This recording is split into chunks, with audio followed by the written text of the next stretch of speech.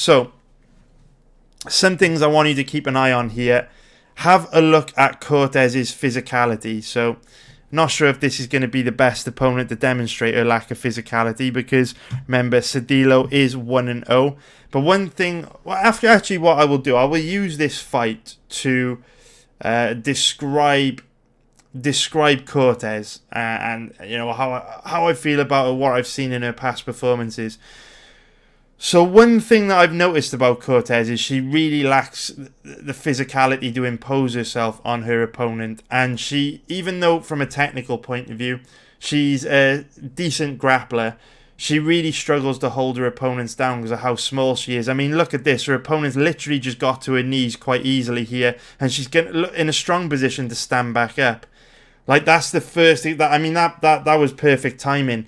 Now, there's another weakness here. Okay, so already Cortez is showing multiple weaknesses that I've identified in her past fights. The one thing is she doesn't have a heavy top game because she's not that physically imposing. So while she does have good grappling technique to take her opponents down, she can't hold them there because she's not strong enough. She's too small. And remember, she's struggling to hold down opponents at flyweight. And this fight on Saturday night's a bantamweight. Vanessa Melo, she's a big girl, trust me. She's physically imposing. Unless Melo is completely terrible on the ground, I really feel like Cortez is going to struggle to control her. But this is another weakness with Cortez.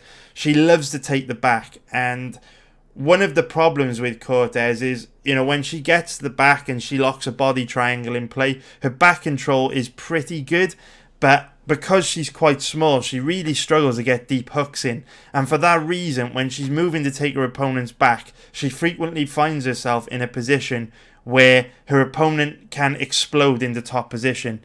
And the thing with Cortez is, she's a decent offensive wrestler, but she's one of these offensive wrestlers that is very, very weak off her back. If you put Cortez on her back, she's just very weak, doesn't know how to work her way back to her feet. So she's got one hook in here. Now, to illustrate the point that I just made, watch what happens. So she's got one hook in here, but as she goes to roll Cedillo to her back, notice the position here. So she's got one hook in on her right side. If Cedillo just explodes to her left, she can wind up on top of Cortez here. But she doesn't react quickly enough to it, and she allows Cortez to get that second hook in play. But look at this position. Look at this position here. Wow. I honestly, boys, I haven't watched this fight before, but this is perfectly illustrating the weaknesses that I've seen from Cortez in her past fights. I don't know if Cedillo is going to be able to make her pay for him, but Cortez has nothing here. Cortez literally has nothing. All Cedillo has to do is swivel and end up on top position. Like, these hooks are so loosey-goosey. Cortez has nothing here. Now, I've never seen this fight before. I don't know what is going to happen next. But Cedillo is in a very, very strong position here to explode into top position and put Cortez on the bottom. Let's see what happens. Can she do it?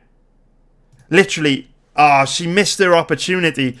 The body triangle is in play and she missed her opportunity. Cortez has nothing here. She's got two loosey-goosey hooks and a little bit of wrist control. It is fuck all. Like, Cedillo can explode into top position if she just sees the opening. She doesn't see the opening. And what happens? That moment of hesitation enables Cortez to go to the body triangle. Watch her here, lock it in. Now Cedillo's in a terrible position. This body triangle makes it much more difficult for Cedillo to turn into top position. And now that Cedillo is trying to turn into top position, it's too late because the body triangle's already in play. A higher level grappler would have put Cortez on the bottom twice in that little grappling exchange. And I've seen these mistakes from Cortez in her fight on the Contender Series and her two fights in Invicta. She frequently makes these mistakes, and many of her past opponents have made her pay and put her on the bottom. Her back control is pretty good. She likes to go to the body triangle quickly, but I've seen multiple opponents in her past fights reverse and end up in top position just because Cortez is really loosey-goosey with the hooks, and she takes a lot of risks. I mean, even now she's loosened up the body triangle and she's just gone to one deep hook on the right side, I think. this actually... No, there are still 2 deep hooks in, but she's getting shook off. So again, she's found herself very high up on Cedilo's back here. Again, a higher level grappler is going to be able to shake Cortez off and end up on top here. Let's see how this sequence plays out. Can Cedilo end up on top? No, but Cortez realized that she was too high up, so she actually lets go of the right hook here and just adjusts and goes to the body lock. Watch, you can see her give it up here. She releases it herself and just moves back to the body lock and then gets the hook in deeper.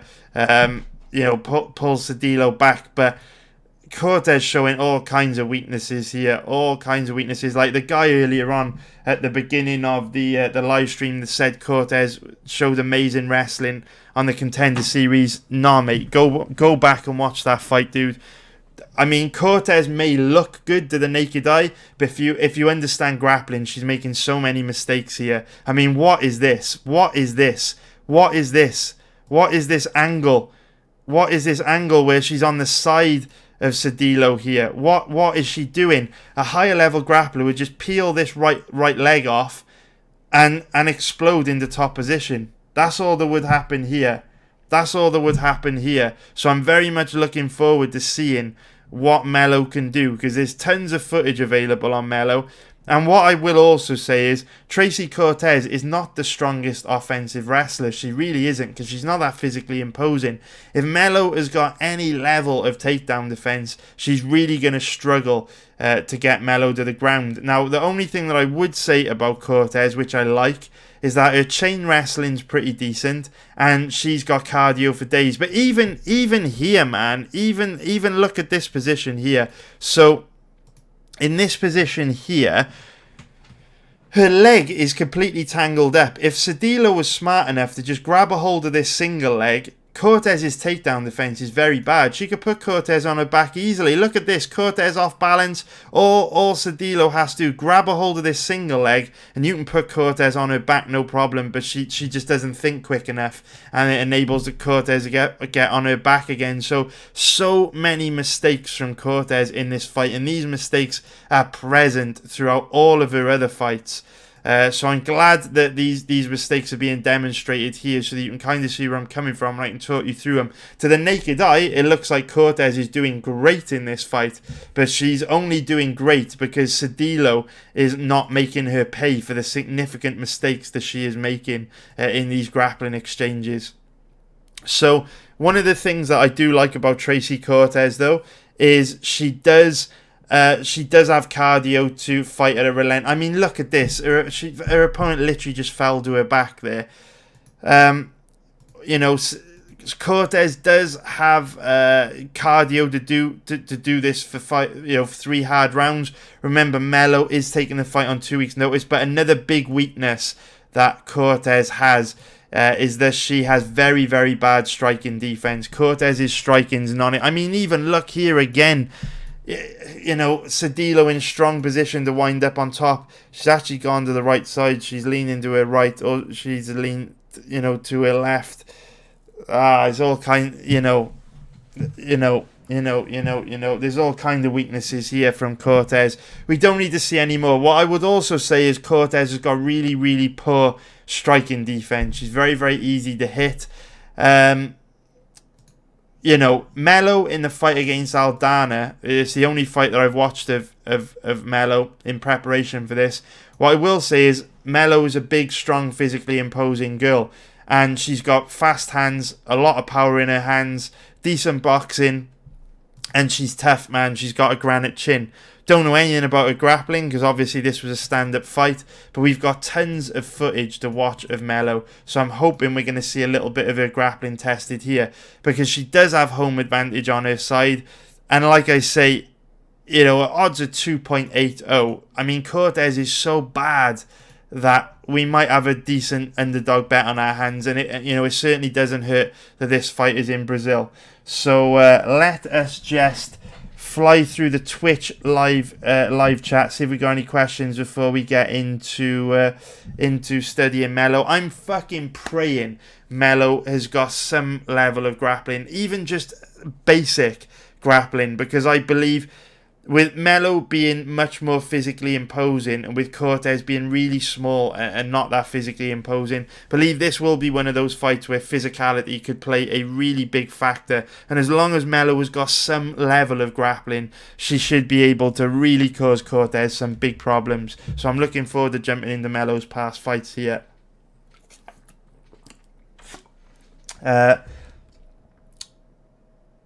Plain Jana is saying Vanessa Melo is not the girl to make something out of those mistakes. Well, who knows, man? We're about to find out, right? Maybe you've researched it already, but I need to see it for myself.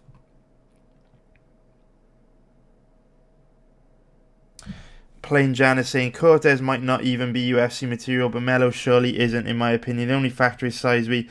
Otherwise, Cortez can easily snatch 2 rounds off of grappling. Well, we're about to find out. Lidosis123 is saying, how do you have such a strong understanding of MMA grappling? Any videos or guides for building up a better knowledge of this aspect of MMA? Not really, Lidosis, man. It just comes from watching like a lot of fights. Like I've watched, I probably watch like, I don't know, like 15, 20 fights a day, 6 days a week over like the last 6 or 7 years. It all adds up, man, and you just start to notice patterns, positions, all that kind of thing, man. Before we actually get into watching Melo's past fights, I want to ask you guys a question. So I always say to you that I've got some designers working on new Twitch designs for me, and I want to get your impressions, guys, on these. What do we think about these? So they just sent me back some drafts. These are the 4 screens we've got designed. Like initially, these are just concepts. So we've got an intermission here. We have got a be right back screen. We've got a starting soon screen. I'm going to have a countdown clock. So right now, like you don't know when my streams are going to go live. You just have to wait around on Twitch from the start. I'm going to have this screen with a 10-minute countdown clock so you guys know that you guys won't miss the beginning of these live streams anymore, because I'll have this countdown thing playing, and we got the stream is offline. Let me know what you think about these guys. I don't know when they're going to be finished because there are a few revisions I want to make, but to give you guys an idea of where I'm coming from, I'm not really sure what I'm going to do with the intermission screen, because I mean I only stream for like 1, 2 or 3 hours anyway, so probably won't have intermissions.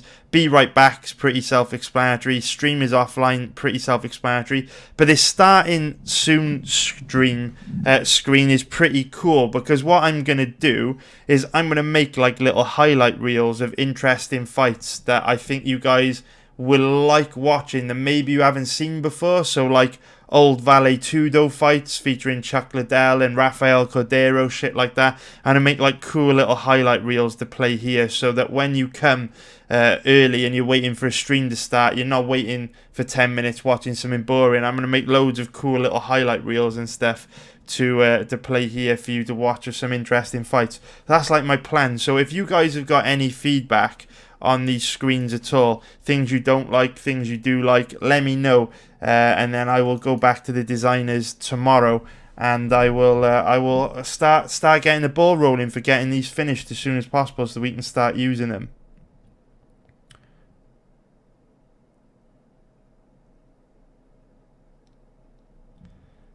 Too much colour on the log. What part of the log, dude? Let me know what the log is. I'm not too sure what the log is, mate.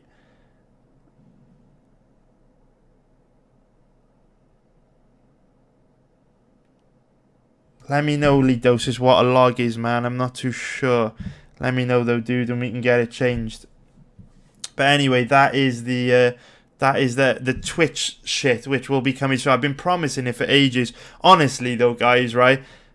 Visuals by Impulse are the company I'm using. They're a cool company, but I paid these motherfuckers like the first week of October, and I haven't seen anything since then. So I've been waiting 6 weeks for some concept designs, and finally they've come through. So hopefully it gets done soon. So I won't change the colour on the logo, because that basically is the colour of the logo. But I guess we could get some different colours going on the text and stuff. That's a good idea, Lee. I will do that, man. I will do that. We will turn these into some different colours for sure. For sure. Good thinking, bro.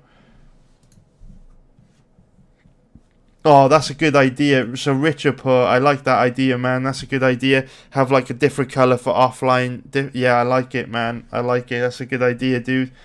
Let me know if you've got any more.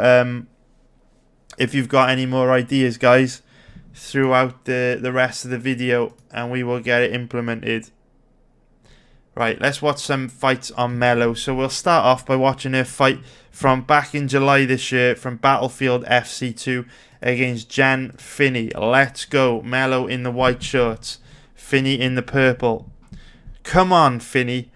Try and take this girl down. That's what we want to see. So Cortez, no striking defense at all, guys. Absolutely none. She is a sitting duck. But see what I mean about Melo looking much more physically imposing.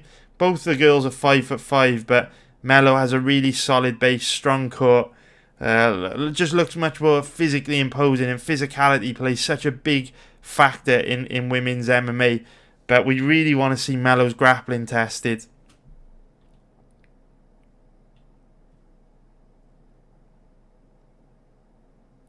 Yeah, plain Jana, man.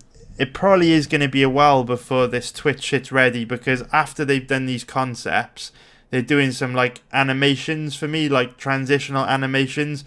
And if it's taking them 6 weeks to do the fucking static shit, to get animations are probably going to take loads more time. But as long as they're done for like, there's like a 2-week break at the beginning of January, so as long as they're done for that UFC card on the 18th of January, which is like, well, it's almost 2 months. Well, it's pretty much 2 months away. As long as they're in place for me to set up and get implemented by the 18th of January, I'll be all right with that.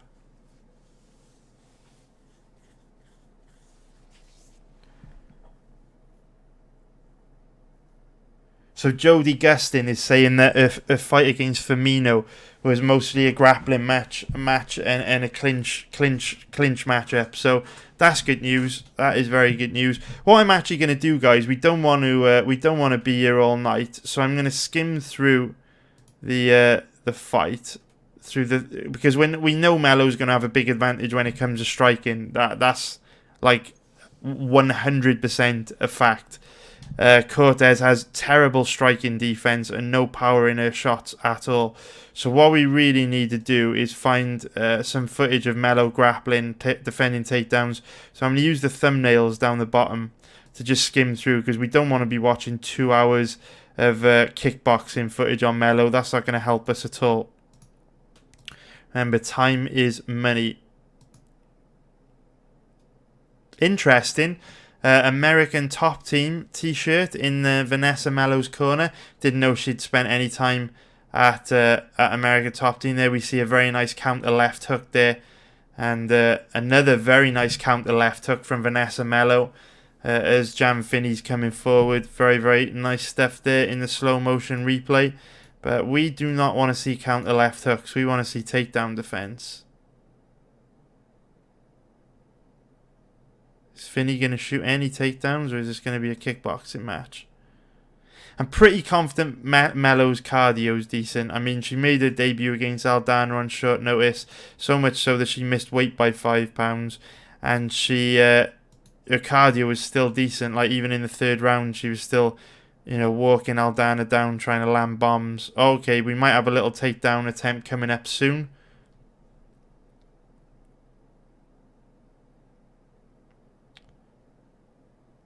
Even in this third round, Melo is still letting her hands go.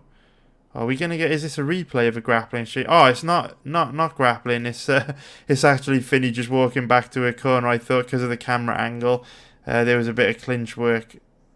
Are we gonna get any grappling at all in this fight? Don't think so. Disappointing. Very disappointing. Alright, so we don't learn anything about Melo's grappling there. Let's have a look at this fight against Mariana Moraes from back in May of this year. Let's see if Moraes tries to take this fight to the ground. Definite integral is saying that she does. So here we go. Moraes shoots in on a body lock takedown. Melo going to the overhook to defend it. fighting hands on the right side. Actually looks like Melo's gone to the underhook on the right here. Let's see a little bit of Melo's takedown defense. So far, so good. Okay, I like what I see. I like what I see. I like what I see. I like what I see. You look, right? Okay, I will tell you right now, boys. I will tell you right now. Women's MMA, physicality plays a huge role in women's MMA. And if we just look at Vanessa, at Tracy Cortez, physically how she looks, she's very small, she's very feminine, she's very slight. Whereas you look at Moraes, very powerful, very strong, very athletic. Yes, Tracy Cortez might have good grappling technique, but she might not have the physicality she needs to take Melo down and hold her there. Whereas Moraes looks like a big, strong girl. So I'm looking forward to seeing these grappling exchanges in this fight. Really looking forward to seeing this, because this matchup could give us some clues. There we go. So she's shot in again. Very nice. What I really like here is, notice when Tracy Cortez shot a takedown in the last fight that we watched. Notice how immediately her opponent flopped to her back and just gave the takedown up easily. But watch what Melo does. As Moraes comes forward and shoots this takedown, looks to tie Melo up, Melo immediately starts trying to clear her legs. Watch. So Moraes comes forward here, and instead of being caught square like Cortez's opponent, Cedillo, we already see Melo backing up and trying to clear her legs. There was actually a key frame there. If we pause this. So the difference between what Melo's done and what Cedillo's done here, she's already moving backwards, but if we look at this frame, notice how at this point she realizes she needs to clear her legs. So she controls the head to make it difficult for Moraes to change levels and get in on a deep body lock or a double leg takedown. And while she's doing that, she's also clearing the legs, so that if Moraes was able to change levels and get in deep on her hips, it's not like her legs are going to be there for her to complete the takedown. So very, very nice, and she does a great job of getting her butt tight to the cage, which she then uses to defend a takedown. So good initial stuff here from Melo. She is doing stuff that I don't like. Clearly she's got a base in Muay Thai because she's choosing to go to the overhook instead of the underhook, but it works for a lot of Muay Thai fighters. I don't personally like it. The underhook's way more effective at stuffing takedowns, but whatever works for Melo, right? That's the important thing, and she is doing a good job of preventing Moraes from connecting her hands together on a body lock, because she's constantly fighting hands. She did this the last time that Moraes drove her into the cage and started working the clinch. And here she's now also gone to the overhook, which basically makes it impossible now for Moraes to get this takedown. Moraes doesn't have anything here unless Melo properly slips on a banana skin. So good takedown defense here from Melo. Very, very nice. And Melo's actually gone to the body lock there briefly off the left underhook. But yeah, Moraes doesn't have anything here. And it's probably only going to be a matter of time before they disengage and go back to the centre of the octagon. So good takedown defense from Melo from what I'm seeing. Very, very nice. And there you go. Melo reverses position because that underhook made it basically impossible for Moraes to take her down there. Very good shit from Melo here. And that's unfortunate. That is unfortunate. That's some bullshit. Melo looking very, very good in the takedown defense. Then out of nowhere, just kind of slips really and gets put on her back out of nowhere. Her takedown defense was holding up really good, and it just looks like she slipped on a banana skin. Now, this is a very important position to pay attention to, because like we've seen in Tracy Cortez's past fights, Cortez doesn't have very good top control. She's very, very weak at controlling her opponents from the top. And Melo here, she's got her feet tight to the cage. Can she use the cage to kick off here and work her way back to her feet? Is Moraes going to be able to hold Melo down, or is Melo going to be able to escape this position? I'm really interested because there's a long time to go in the round. 3 minutes left to go here. 3 minutes left to go is a lot of time for Melo to work. Remember how Cedillo, when she was initially taken down by Cortez, literally just went to her knees and stood back up. So this is interesting. At the moment, Melo just accepting being in this position, but she's still got 2 minutes 45 seconds left to work. Let's see what she gets going.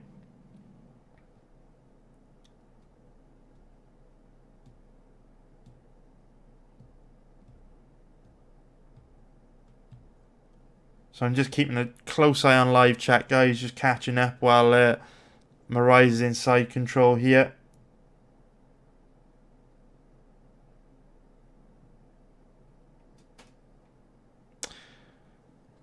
So now we see Melo kind of threatening an armbar, but doesn't really have anything.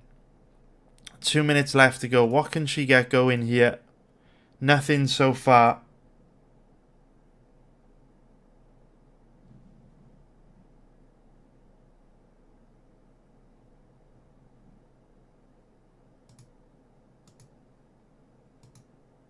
How did she get back up? So Melo looking quite weak off her back, faux show. But obviously Mariah's just lets her stand back up. That's disappointing. So the information we've got on Melo at the moment, pretty good takedown defense actually. Pretty good damn takedown defense. But she does look weak off her back. She slipped on a banana skin. It was really weird how she ended up on her back there, because she was showing really good takedown defense. Then out of nowhere gave up a weak takedown. So I'm interested to see now how this fight progresses. But what I would say is, in terms of physicality, Melo looks much stronger than Cortez. Much stronger. Much stronger. So I'm looking forward to watching more footage on Melo now. Because, if she gets taken down by, once or twice by Cortez, it's not going to be a total deal breaker. Remember, Melo's got home advantage. She is a strong girl. She does have pretty good takedown defense from what we've seen, and she does have a huge advantage when it comes to striking. And remember, guys, the devil is in the detail. Look at what Melo does here. So the problem with Cortez is that she doesn't have any striking to set up her takedowns or grappling at all. She literally has nothing, no striking whatsoever. Just terrible striking defense. So she can't set up her takedowns with strikes. So watch what happens here. In this position, MMA is a game of inches, boys. MMA is a game of inches. And the devil is in the detail, right? The devil is in the detail. Watch what happens when Melo gets the read that Mariah is going to try and take her down here. Watch what happens frame by frame.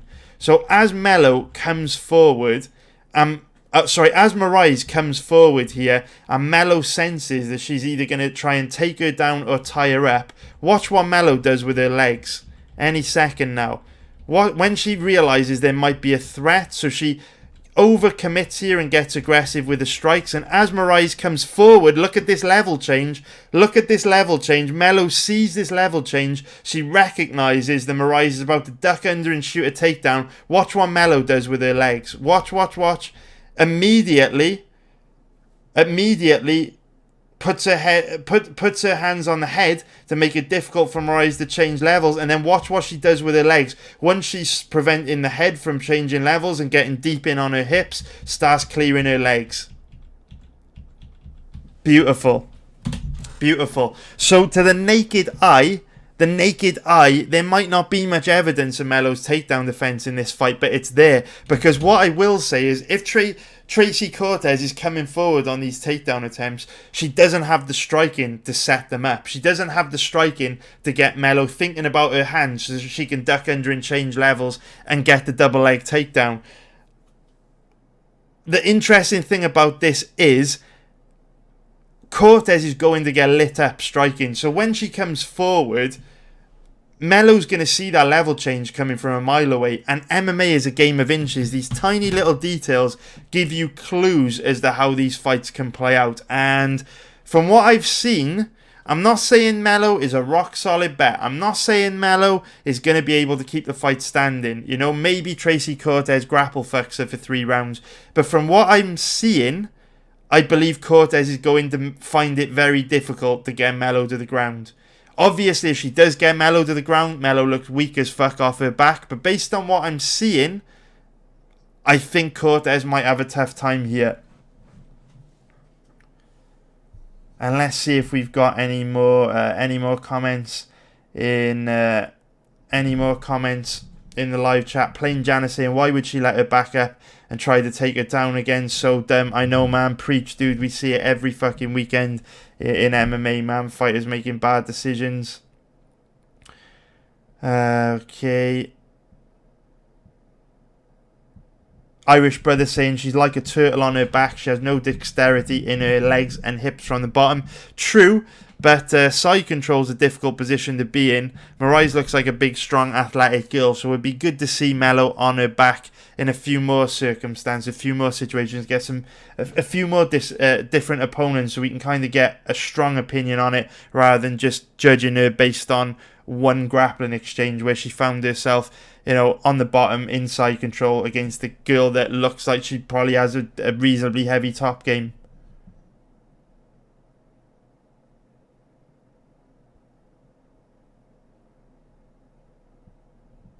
Lasuvari saying that Melo is walking forward like a zombie. I don't know, mate. Do you watch these fights? I mean, you watching what we're seeing? Did Melo look like a zombie in the last fight against Jan Finney, where she repeatedly timed that nice left hook counter? Did she look like a zombie when she got the read on Melo changing Mariah changing levels and was able to control the head and clear her legs? Doesn't look like a zombie to me, dude. She looks like a decent kickboxer with decent takedown defense, but I don't know what fight you're watching, dude. Maybe you know more about this shit than I do. And again, look, it happened again there, guys. It happened again. Look at this. Look at this. If we go back frames to here.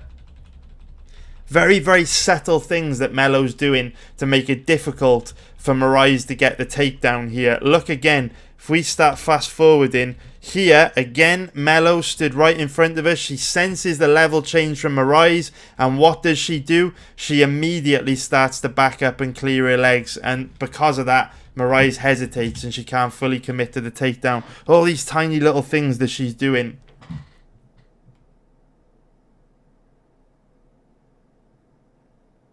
Hopefully, we get to see a little bit more of Melo's takedown defense and see a bit more of her on her back, though.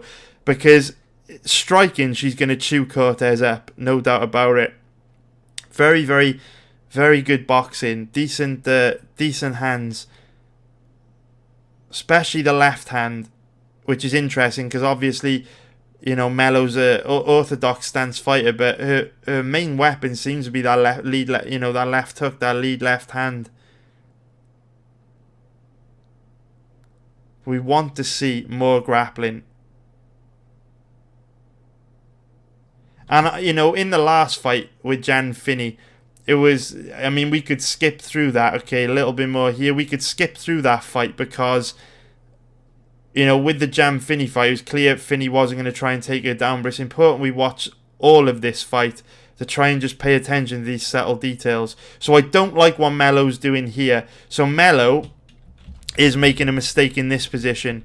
So if we look at her, if we go back a fair bit actually, if we look at her here, so what Melo should be trying to do here is get her back tight to the cage and create a wide base against the cage. It's a little bit more difficult because of this pillar. It's an awkward position, but she should be trying to get her back square to the cage. Instead, she's got her legs quite close together and there's a lot of space here that Mariah could sneak her right leg in behind Melo to get a body lock trip takedown. I mean, she doesn't have the body lock here, but if she started to tie the leg up and get Melo thinking about the leg, it might make it easier for her to secure the body lock.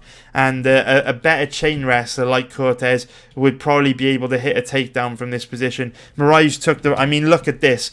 This is bad from Melo. Melo making a lot of mistakes here. So look at this. So Melo's legs, I don't really know what she's doing here. She's kind of just resting on the cage like it's a bar stool with her leg in all kinds of awkward positions. So a better chain wrestler like Cortez would be able to probably be able to get a trip takedown from that position. Melo gets away with it on that occasion, but definitely a bit of complacency there from Melo. Not good at all. Her takedown defenses look mostly pretty good, but definitely making a mistake there. Here she goes to the overhook takedown defense again on the right side. Let's see what Mariah can get going here. And again, we see Melo fighting hands on her left side to prevent Mariah from gaining control of her body. Gone to the underhook now. Mariah has switched sides, looking for a throw. Melo doesn't let her get it. Very, very nice. So, Melo's made a few mistakes in this fight, no doubt. But remember, she's a big underdog. She's never going to tick every box. She's got home advantage on her side. She's got a giant advantage when it comes to striking. So, Moraes shoots a deep single leg there, gets nowhere near it. A bit of a shame that the camera angle wasn't very good, because that did look like a decent single leg shot.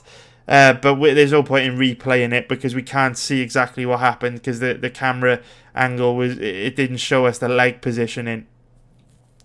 So, at the end of the day, we're seeing weaknesses from Melo, but she's a big underdog, man. And at the end of the day, you're never going to tick every box with underdogs. You're going to have to put your money in high-risk situations and roll the dice a little bit. But if ever there's a situation to roll the dice, it's on a fighter with hometown advantage who's fighting a smaller opponent, stepping up to a new weight class for the first time, that you have a huge advantage over when it comes to striking. Melo in on her own single leg here, gets a takedown. What I will say from the way that Melo came forward there to complete that single leg is that she is a little bit stiff. You see the way Melo moves. She's very flat-footed, very, very stiff. And here we see Moraes in on a body lock. She's going to the trip takedown. Can she get it? She should be able to get this. This is a deep body lock. Decent balance from Melo. Moraes should be able to get this. She does. Can Melo? So Melo pops back up to her feet very quickly. Very nice. Very, very nice there from Melo. Didn't give Moraes time to establish a dominant position. So flashes of good takedown defense from Melo, but there are also mistakes there. Melo's takedown defense not bulletproof, but that's why she's a big underdog. It's not going to be bulletproof.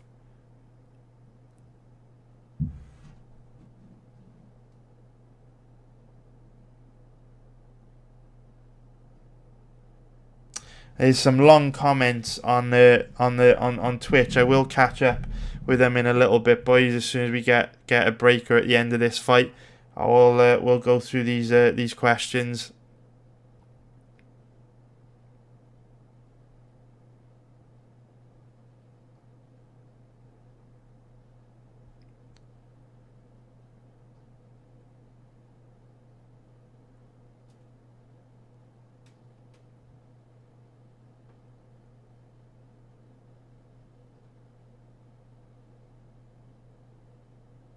Alright, cool.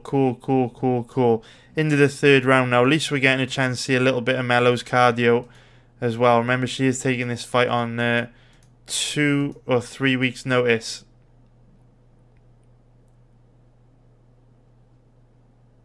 Again, as Moraes shoots in here, you see Melo immediately clear her legs. There we go. There she goes. Immediately trying to prevent Moraes from changing levels with this elbow and clearing her legs, getting her butt over to the cage so she can use the cage as a tool to defend this takedown. Let's see a little bit more of Melo's takedown defense here.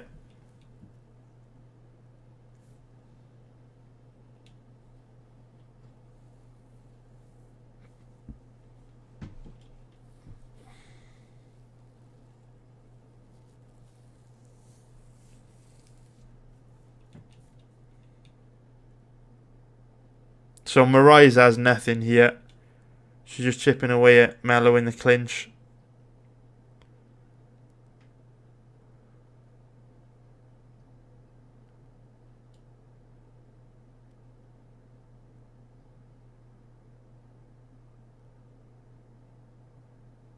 And remember, it's Tracy Cortez's UFC debut as well. A massive percentage of fighters lose when they make their debut.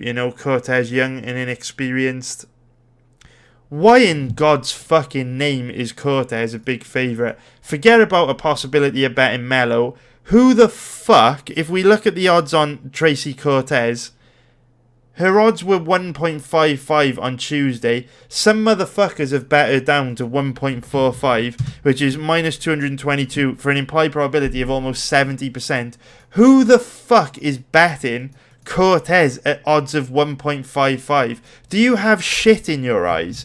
Odds of 1.55, which is minus 182, gives her an implied probability of 65%, which means in order to get any value on Cortez, you'd have to give her a 70% chance of winning. If you bet Cortez at odds of 1.55, I don't care if she wins or not, you must have shit in your eyes. That is a terrible bet. That is a terrible bet based on what I've seen. Fucking hell, man. Who the fuck is betting on a girl like Cortez at those odds? Who has bet her down to 1.45? That's mental. That is mental. That is properly crazy. That is properly crazy. And I know that there's quite a lot of of comments in the live chat on Twitch. And I'm going to catch up on all of them, boys, as soon as this fight is done. Melo's still moving quite well in this third round. And you can tell, right, that this is a bigger weight class. Obviously, bantamweights, they're the bigger female fighters. You know, it's one of the heavier weight classes in women's MMA. Obviously, featherweight is the only heavier weight class.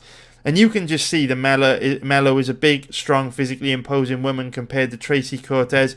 Faster, but much smaller, not as physically imposing. And trust me when I tell you, boys, physicality has such a big impact on how women's MMA fights play out.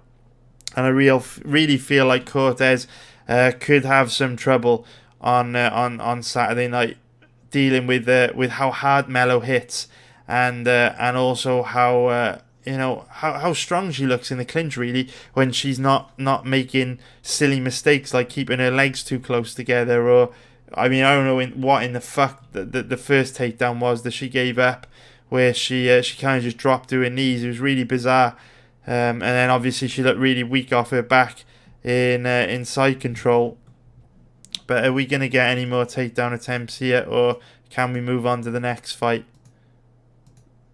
Okay, we do have a little bit of a takedown. Do you know what, boys? I kind of want to see Melo getting taken down and finding herself in different positions on the ground and seeing how she reacts, because Tracy Cortez, like we said, she doesn't have very, very good control on the ground. She doesn't have a very heavy top game. So I kind of want to see Melo get taken down so we can see how she does at working her way back to her feet. Obviously, when she was in side control, she couldn't get back to her feet, but obviously side control is a terrible position to be in. So I want to see her in some different positions, see how she reacts with it.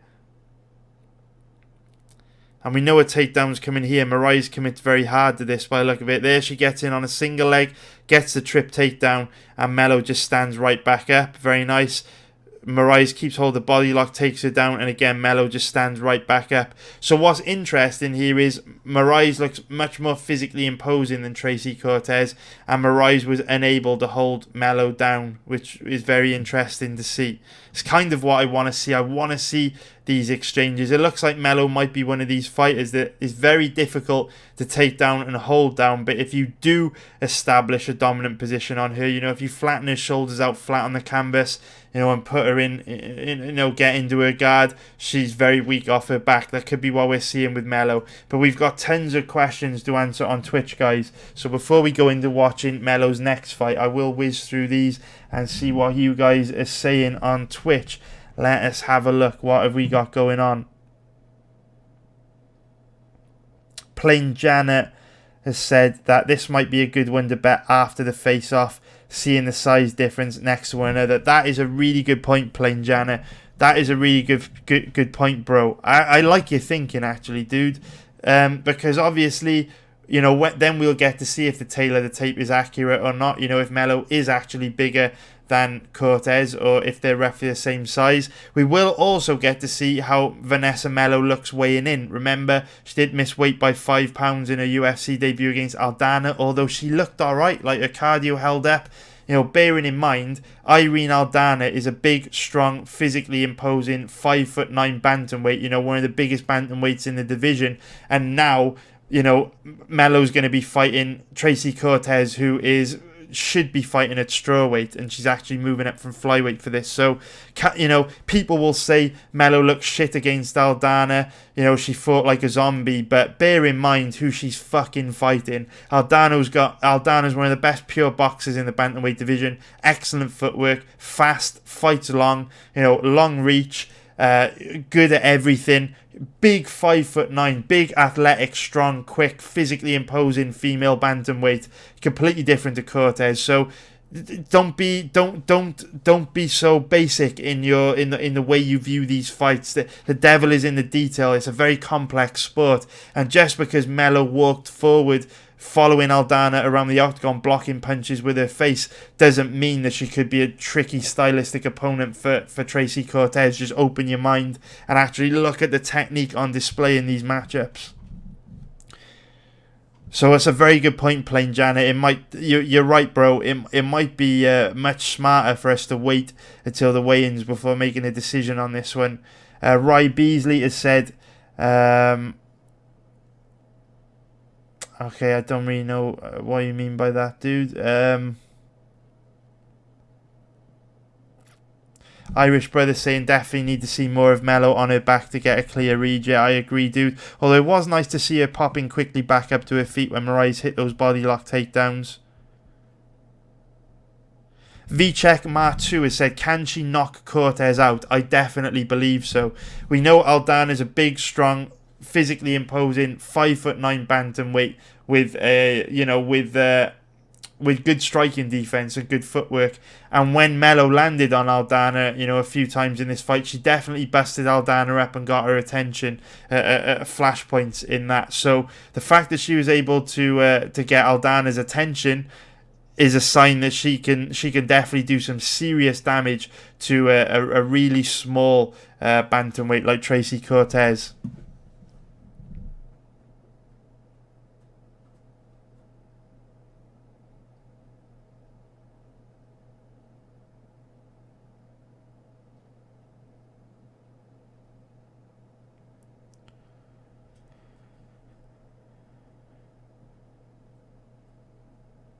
Last Suvari, I think you're wrong, dude. I do think you're wrong. So Savari's just saying that walking forward,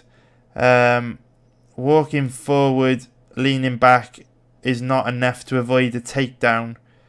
Well, it is if you don't let your opponents get anywhere near your legs. And one of the ways you can prevent them from getting near your legs if your opponent doesn't have any striking to set up the level change, and Cortez doesn't. So I think you are very wrong, dude, with your assessment of Melo, but we'll have to agree to disagree. Maybe you know more than me. Who knows, man?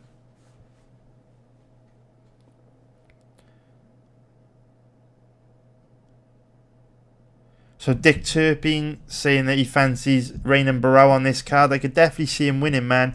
But Vcheck Ma saying Barao is going to sleep. Both of you could be right, man. Both of you could be right. Irish Brother 40 has said, what is Cortez's striking like? Absolutely terrible, mate. No striking defense at all. No power in her hands. Absolutely no striking nothing. She has nothing for Melo when it comes to striking.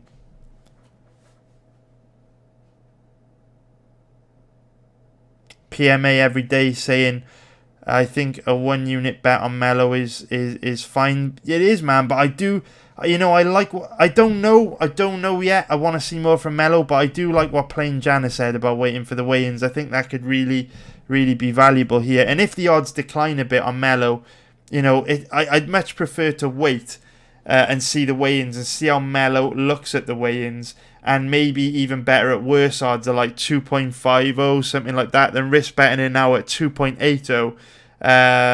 When we don't know, if she's going to have a brutal weight cut, if she's going to look like shit at the weigh-ins. I mean, she's taking the fight on 2-3 weeks notice. Who knows, man? So I love Plain Jana's idea, man. Like, Plain Jana, dude.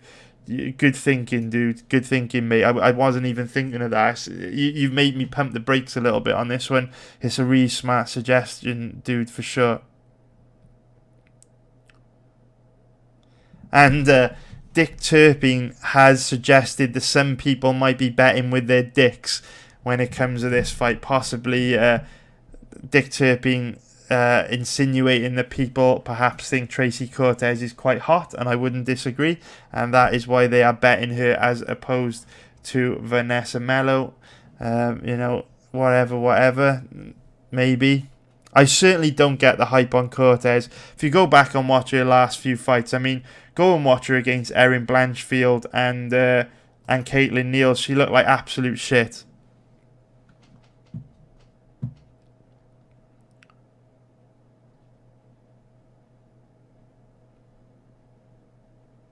Lidosis is saying we are probably going to lose a lot of these underdog bets. We have a much lower win rate with these and have bigger payouts. Plus, if you're betting value, you're going to have a mix of bets such as underdogs and favourites. That's why it's important to use proper bankroll management and keep stakes small and not cry too much if we lose.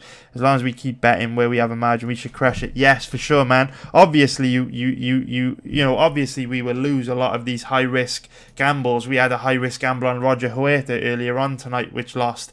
But at the end of the day, these type of high-risk gambles on big underdogs, they've been a massive cash cow for us in 2019, and they make up a decent percentage of our profits. I mean, we lost a bet on Roger Huerta earlier on tonight on Bellator 234. We bet him at odds around 5.0, but then earlier in the year, we bet on Shet Congo to beat Vitaly Minikov. If we just search for it here, just for proofs, we bet on Congo to beat Minikov.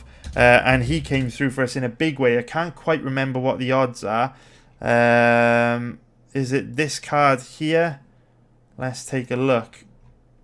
Yeah, so earlier on in the year, we bet 1 unit on Shet Congo to beat Vitaly Minikov at odds of 5.50, and obviously Minikov won. He came through for us in a big way. So at the end of the day, if you just hit 1 in 3 of these kind of bets, you're up huge long term. You'll make loads of money long term. So yeah, of course we'll lose a lot of these high risk gambles, but at the end of the day, as long as you make more money than you lose over the long term, no one cares. So yeah, we will lose a lot of them, but long term we are crushing it, and these kind of high risk gambles have been a big cash cow for us this year. So can Tracy Cortez take Melo down and wet blanket her for 3 rounds? Abso-fucking-lutely. But at the end of the day, do you know what I mean? These these kind of bets are great for us long term. We make tons of money from them. And of course there'll be jabronis out there that love to make fun of individual losses when we take gambles on high risk bets and they lose. But at the end of the day,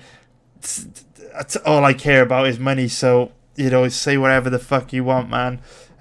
Life is good, and we are just about that money. We are not about being the smartest guy in the bar. So we will continue to roll the dice on these high risk bets, and we will make a hell of a lot more money than we lose over the long term on them. Irish Brother 40 saying that people crack up with losses.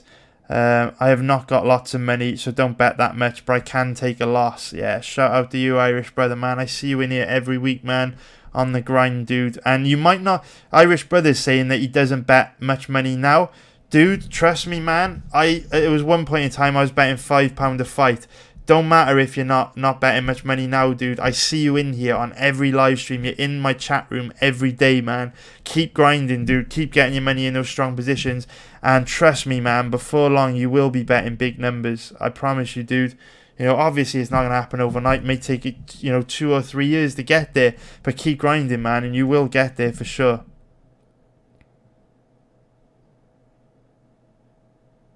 MMA Ledge saying this is where I come for learning grappling and MMA facts instead of opinions. Yeah, shout out to you, MMA Ledge, man. Thanks a lot, dude.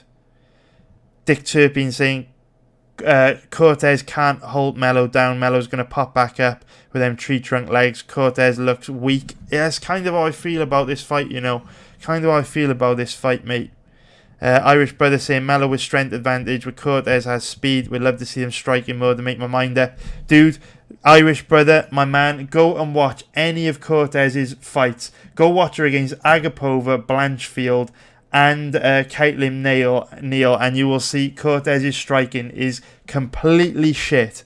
Completely shit, dude. Go take a look at any of those fights. They're all on Fight Pass.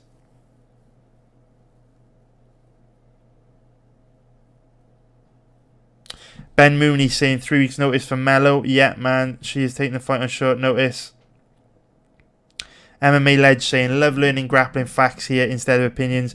Made some clips of grappling knowledge and facts on the clips page. Just clips on Chris's Twitch. I bet they're still there. Nice one, MMA Ledge. Thanks a lot, dude. I really appreciate it, man. Dick Turpin saying, I bet Melo last week at 2.88. She's now at 2.50 on some betting sites. People are cluing up. Man, she's still 2.80 on most sites, you know. Down to 2.65 on some, but still, and her odds are improving. Money seems to have come in on Melo today, but there are a lot of tipsters out there, man. They're just wiki cap. They put out bullshit picks. So maybe another tipster has tipped Cortez this week and wiki cap this fight, and that's why your odds are declining. But you have got to have shit in your eyes to bet on Cortez as a favourite. She's bad, really fucking bad, and I don't care if she wins. She is not a good bet at these odds.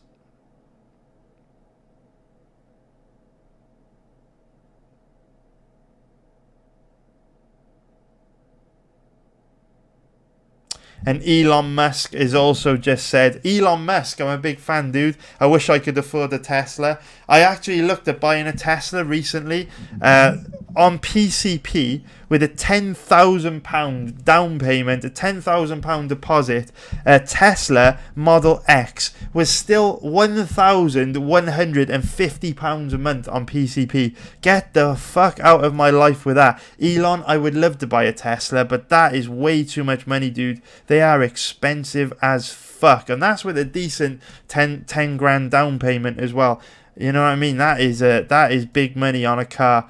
So Elon, hook me up, bro. Hook me up. Give me a deal. You know, if it was half that, I would get a Tesla Model X for sure. PMA every day saying he always jerks off before he bets on female fights just to make sure he's making the best decision, not thinking with his dick. And now, because of that, he's contemplating betting Melo at 2.70. You know what, dude? I mean, it's a little bit weird for me to think you're watching this and jerking off, but who knows, man? If gambling don't work out, if I end up losing everything, maybe I've got a future as a cam girl. Who knows, man? PMA every day. Let me know if I helped you complete your mission. You know what I mean? Let me know, dude, if I helped you get there or not. Because who knows, man? People think I suck as a gambler. People think I absolutely suck. So maybe there's more money in being a cam girl. I would love to know if I could pull it off.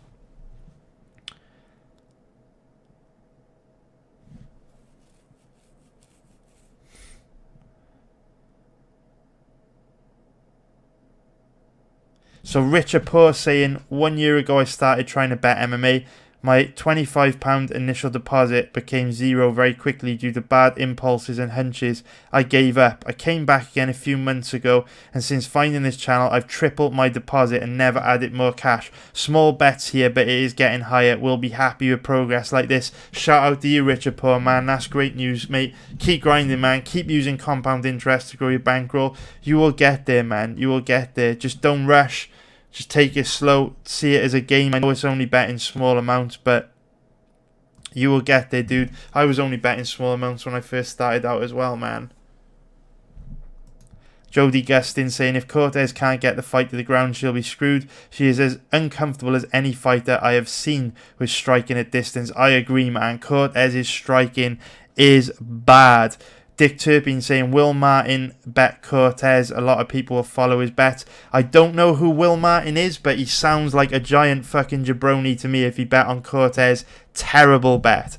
If you have done your homework on this fight, if you understand fighting, you will know Cortez is a terrible, terrible bet. And I wish I could play you some footage. I wish I could watch these fights, you guys, against Agapova, Blanchfield, and Neal, so I could show you exactly the reasons why Cortez could struggle here against Melo. I love doing these live research videos, and I love it when I can show you footage from both fighters.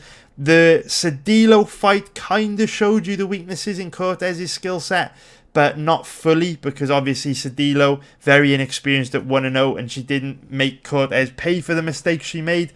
But trust me, Cortez is not good, and this is one of the worst decisions I've seen in a while. Go and watch this fight. It's on UFC Fight Pass.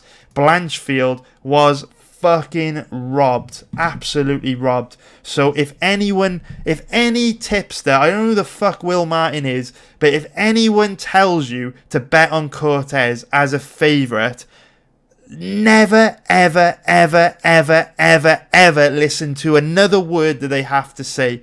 Because the only way you could ever bet Cortez in this fight as a favourite is if you've just wiki-capped this fight and you don't understand fighting. He must have just scanned the records of both girls and been like, oh, like last Suvari, the jabroni that keeps telling me I don't know what I'm talking about in the live chat.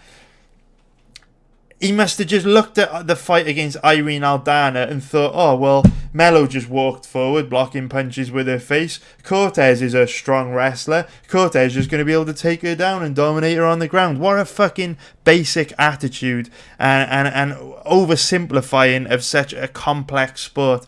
Shit like that annoys me because a bunch of people will run out and listen to these jabronis and take their advice. And the fact is, these guys are fucking muppets. They don't understand fighting.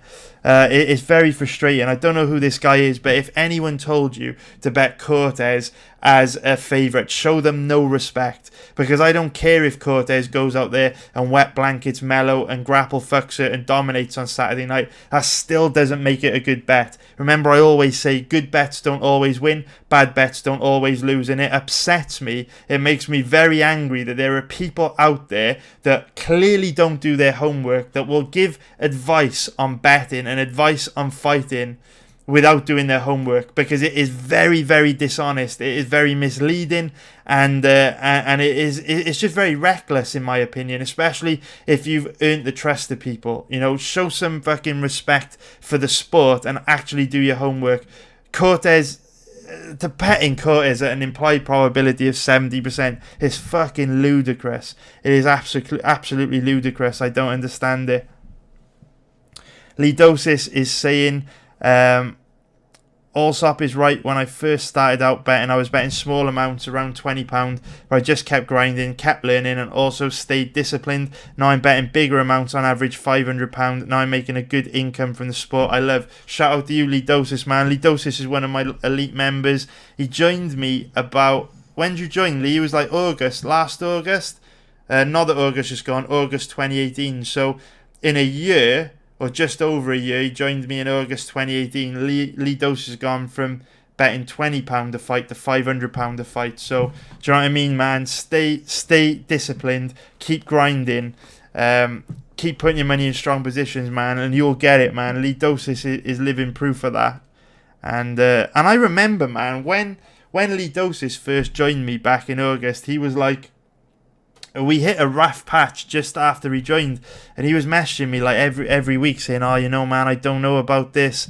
I can't take these losses much more, man. Judging's crazy. I don't know, man. You know what I mean? This is tough. I'm not sure if I can do it. And I remember saying to him, just hang in there, hang in there, hang in there. And what did he do? He hung in there. And a year later, he has now fucking turned his average bet per fight from £20 to £500 and making a good income. So I love hearing about stories like that, man. That's great news. And Lee Dosis, mate, in a year's time, if we go from 20 to 500, imagine what we're going to do in a year, going from 500 to who the fuck knows, right? Could be talking big boy money this time next year. Like Del Boy, this time next year we'll be millionaires. And Definite Integral is saying, I researched this fight and found it to be a pass. Thought you would do the same. Now I realise I have work to do. You don't know, man. Look, we need to watch more footage on Melo, but initially Melo looks like she could be a good bet.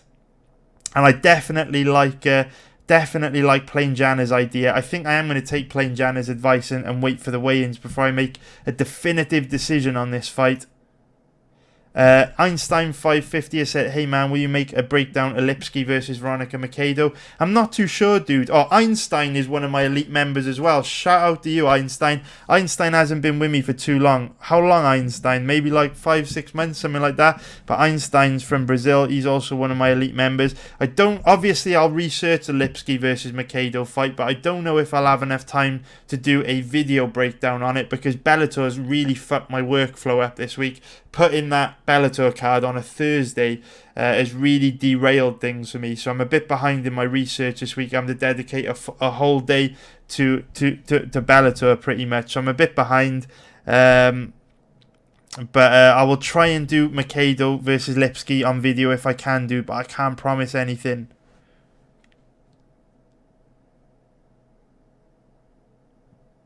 Cafo next saying she got robbed for not being as hot as Cortez. I'm not sure about that, man. Blanchfield's not bad. Blanchfield's not bad looking, man. Blanchfield's not bad. Should we have a little look? Should we see if she did actually get robbed for not being as hot as Cortez? She looked alright to me, you know. You know, pretty girl. Decent looking girl. You know what I mean? Blanchfield, quite pretty. You know. But she got fucking robbed. I wish I could show you that fight. With all my heart, I wish I could show you that fight. And what's really annoying, what really fucks me off, is that if Cortez hadn't have got gifted that win, Blanchfield might be in the UFC, because they wouldn't have given Cortez a fight on the Contender Series. You know, maybe this fight was to decide which girl got a shot on the Contender Series. Maybe they would have just given the winner a fight on the Contender Series. Blanchfield got fucking robbed, man. Robbed.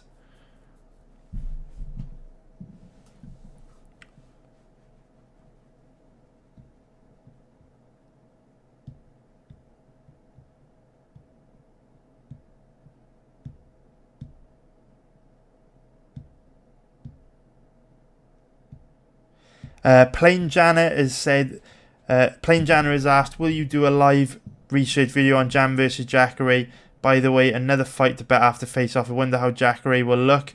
I can't do a live breakdown on Jam versus Jacare, just because obviously both guys have been in the UFC for a very long time, so all their fights are going to be copyright protected on UFC Fight Pass. So we can only do these live research videos on fights where we can basically study fights together, available to watch on YouTube and stuff, and then, you know, I just get my ad revenue taken off me for these kind of videos. So unfortunately can't do the Jam versus Jacare fight, but I will be doing a breakdown of Blachowicz versus Jacare on YouTube, like a traditional breakdown style in the old format. I'll be posting that probably tomorrow night, maybe about this time tomorrow on Friday.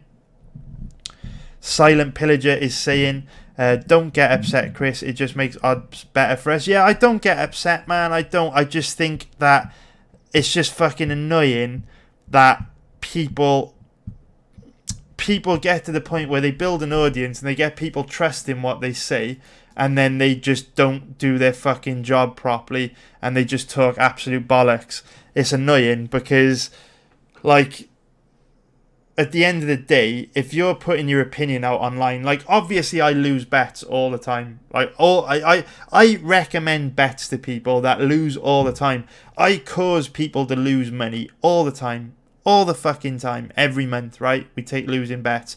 And I don't feel great about that. I don't like causing people to lose money. But I can sleep at night when I give people advice where they lose money, because I know that I did everything in my fucking power to put your money in the strongest position possible. And if we do end up losing the bet, there's nothing I can do about it. I know I did everything in my power. I ticked every fucking box I could tick, and it wasn't good enough. The cards didn't fall in our favour. But when I see these fucking jabronis that don't understand the sport, and they don't put the work in, and they just toss their opinions out onto the internet for other people to follow, and then people go and take their advice and they lose money, that fucking bothers me, because I just don't like people to get fucking, like, I don't like people to give money to betting sites. I don't like to see people lose money. It doesn't sit right with me. It annoys me. So if people are going out and giving betting information, and I know they understood the sport, I know they put the work in, and they still lost, well, fair enough, that's the way it goes, nothing we can do about it. But when you tell someone to bet Tracy Cortez at odds of 1.55, you have absolutely no idea what you're doing, and that's the reality of it.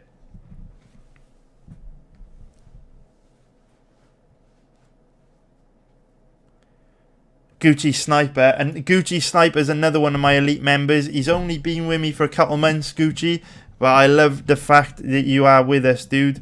Gucci Sniper saying the harsh reality is that Cortez probably won't enjoy a robbery decision in Brazil. That's another reason to like Melo, mate. That is another another reason to like Melo for sure. MMA Ledge saying this time next year we'll be millionaires. Well, we won't, because liquidity on MMA betting's fucking bollocks. But hopefully we can all live a little bit more comfortably. You know what I mean, mate? But yeah, the dream would be becoming a millionaire from betting on MMA. Maybe one day it'll happen if liquidity improves, if betting sites stop being total bastards and shutting us down. But yeah, for now,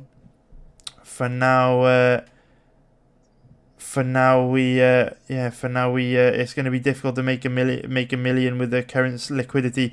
Dick Turpin saying only a few have recommended Melo. Mr. Arkansas is one of them. I haven't heard of Mr. Arkansas, but Mr. Arkansas, shout out to you, homie, because you clearly understand betting a lot more than whoever Will Martin is.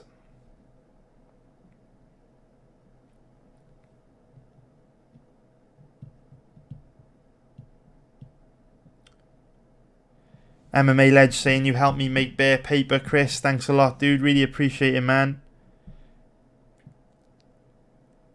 Plain Janice saying Blanchfield is very young. She'll get on Dana White's Contender Series soon. Hopefully, mate. She fucking deserves it, because that girl got robbed. Lidosis 123 saying Lipsky versus Macedo, the hottest fight of the year. Tough to argue with that, dude. Tough to argue with that.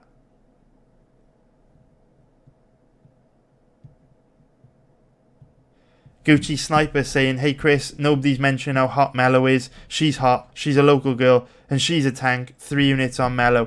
That's a good point, actually. What part of Brazil's Melo from? Interesting. Okay, boys. Okay, the plot thickens. It gets more interesting, boys. It gets more interesting. This home advantage is not from some girl that is from fucking Rio de Janeiro or some other part of Brazil. She's a hometown fucking girl. This card takes place in Sao Paulo. Vanessa Melo is from Sao motherfucking Paulo. And if you know anything about Sao Paulo, you will know that they are crazy. They are absolutely crazy. If you go back and watch any of the events from ever before in the UFC from Sao Paulo, you will see that the Sao Paulo locals absolutely love MMA, and they really, really, really, really get behind Brazilian fighters, and they really, really, really, really, really, really, really, really, really get behind Brazilian fighters from their own city of Sao Paulo. So what you will see on Saturday night is they will turn up for the very first fight of the night in the arena. They will pack it out, and they will create an intimidating atmosphere for a young, inexperienced 25-year-old young girl competing outside of the United States for the first time in her UFC debut in a weight class that she's never competed before in, against a big, strong, aggressive, tough opponent. They will make this an intimidating place for Tracy Cortez to be. And we know that a massive percentage of fighters lose when they make their debut. How will Cortez deal with 10,000 crazy Brazilians chanting, "You are going to die" in Portuguese? How is she going to deal with the humidity in the arena of Sao Paulo on Saturday night? Maybe it won't make any difference. Maybe Will Martin's right. But please, show the sport some fucking respect and understand that Tracy Cortez is walking into the bear pit on Saturday night. This is no picnic. Why is this girl being given an implied probability of 70%? Are you out of your goddamn mind? What are you talking about? She is walking into a bear pit, and she is currently a 1.45 favourite. That is absolutely ludicrous. That is absolutely ludicrous to cap this girl at 70%. Melo is from Sao Paulo. Home advantage is huge. What are we doing over here? Who the fuck capped this fight? The only person dumber than Will Martin is the motherfucker that set Cortez as the favourite in the first place. What's going on? What's going on? What are we doing over here, boys? What are we doing over here? Seriously, she's from fucking Sao Paulo. Go back and watch what was it? UFC Fight Night 137. Mariah's fought on this card, right? One UFC Fight Night 137. Where are we? Go pay fucking $9.99. Sign up for Fight Pass. Go watch this fight card. UFC Fight Night 137 in Sao Paulo. It is fucking lively in the arena, boys. Go check it out.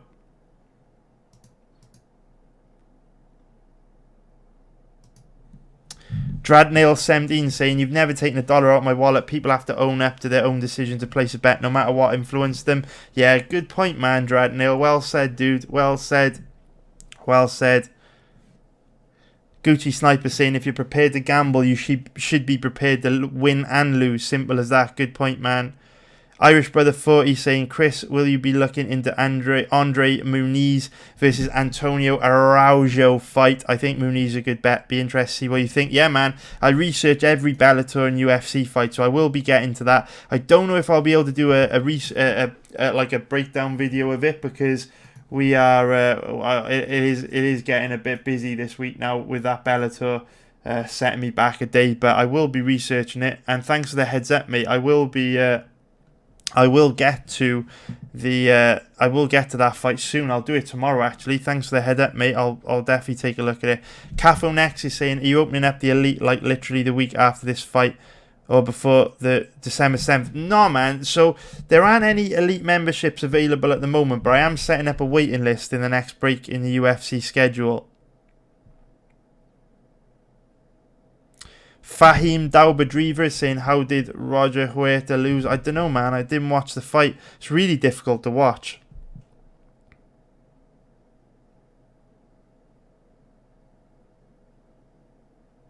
Dick Turpin saying the judges are going to feel the local crowd. Yeah, man. I think home advantage is going to be big on Saturday night. Let me just show you guys. Let me fucking show you right now. Let me show you right now where Tracy Cortez is a bad bet. Let's fucking do this, boys. So, Tracy Cortez, 1.45, minus 212, implied probability is 70%. Feast your motherfucking eyes on this. Let me show you a mathematical, algorithmic equation that will highlight why Tracy Cortez at odds of 1.45 is fucking ludicrous. So, you want to talk about home advantage? Let's take a look at this.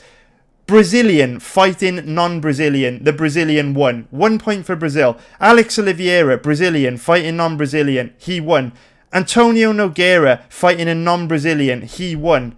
Raynan Barão lost, the first Brazilian. To lose, this was a draw. Charles Oliveira, Brazilian, fighting non-Brazilian. He won. Francisco Trinaldo, Brazilian, fighting non-Brazilian. He won. Luis Henrique lost, he's Brazilian. But Augusto Sakai, Brazilian, fighting a non-Brazilian. He won. Sergio Moraes, Brazilian, fighting a non-Brazilian. He won. Meira Bueno Silva, Brazilian, fighting a non-Brazilian. Won. Thales Leitas, Brazilian, fighting a non-Brazilian. Won. I'm noticing a fucking trend here.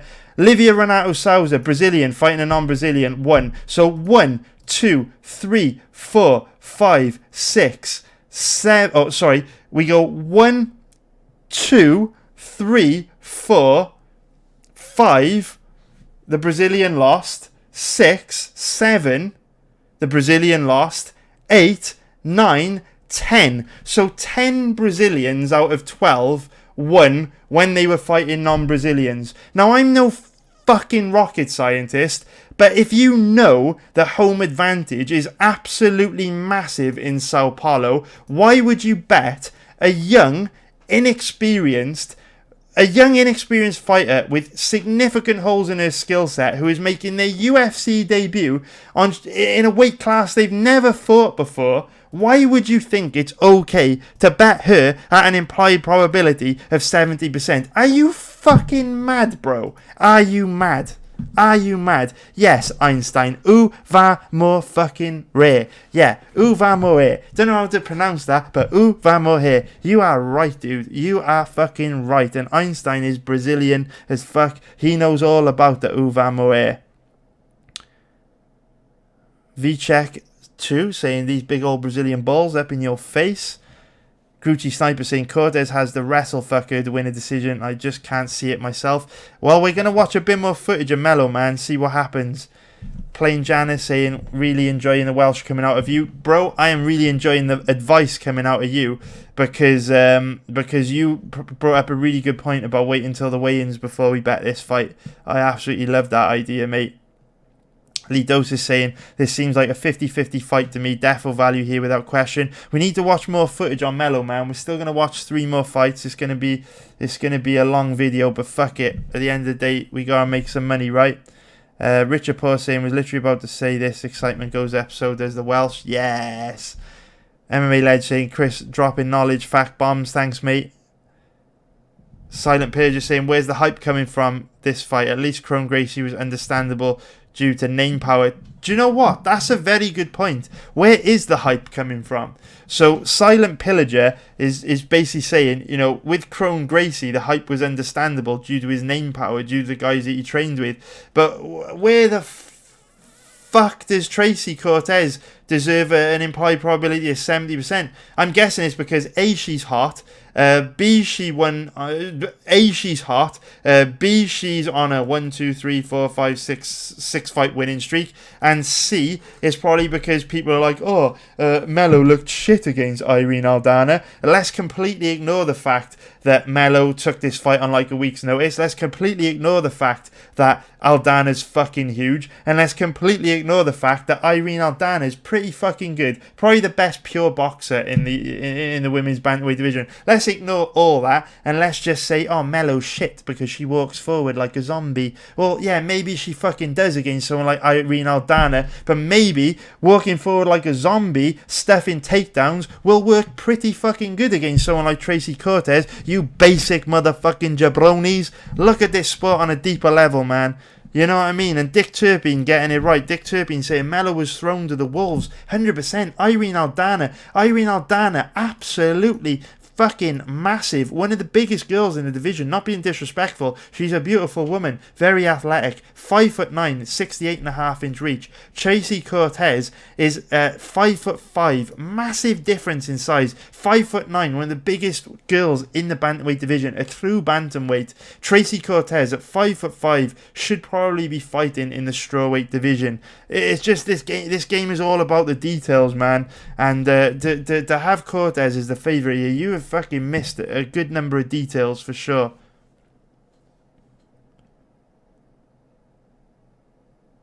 Plain Janice saying the hype is coming off Dana White's reactions. He said, wow, 10 times for every reason, and the camera caught it. Gucci Sniper saying, just to clarify, unless Cortez KOs Melo or keeps it, Cortez won't KO Melo. Cortez won't KO Melo. If Cortez KOs Melo, I will do all the videos for the next card naked. How about that?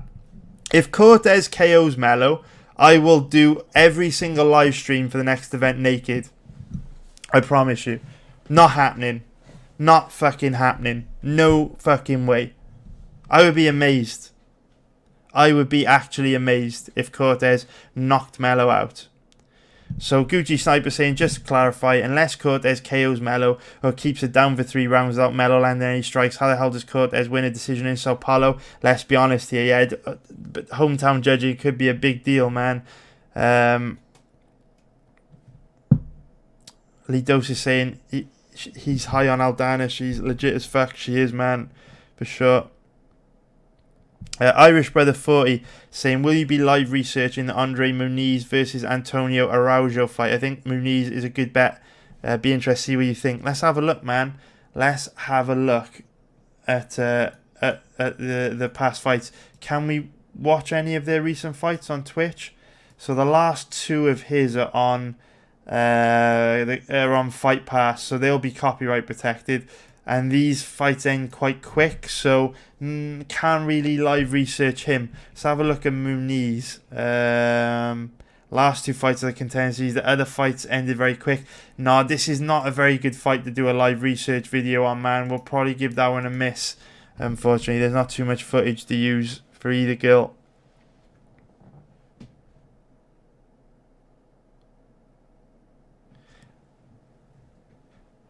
Lidosis, is DC decision? Is that an abbreviation for decision? Whenever I see DC, I always think double chance because of football. Psyfix, wow. Guys, I might actually have a career as a cam girl. Psyfix is saying he hopes Melo gets knocked out because he wants to see me naked. It's quite strange. A lot of you seem to like watching me. I don't know what this is all about, but you know what I mean. If betting doesn't work out, looks like I might actually have a bit of an audience to become a cam girl. It's always good to have a backup plan, right? Nice to have a plan B. Shogun by decision at 6.0. Yeah, that's pretty good, man. It's pretty good because I don't think Craig will want to engage with Shogun standing. He'll probably just try and pull guard a lot, which could probably just see Shogun, you know, in Craig's guard, chipping away at him with ground and pound for 3 rounds. I do like that. Decision at 6.0. It's not bad. Alright, boys, with that, let's get back into watching some fights. Finally caught up on Twitch. Let's get into watching another one of Melo's fights. So now we are going to watch Melo against Trindade from back in February of this year. So Melo's been pretty active, you know. And you know what I would say? Obviously, the biggest concern when you're betting on a fighter taking a fight on short notice is that they're going to gas out, right? But I've watched her against Aldana, Finney and Moraes, and she hasn't slowed down that much at all. She still looked pretty fresh in round 3. So I'm not too worried about Melo's cardio here. But she has a big size advantage over Trindade here. It's going to be difficult for Trindade to get this fight to the ground. What I'm going to do, we obviously don't want this video to go on all night.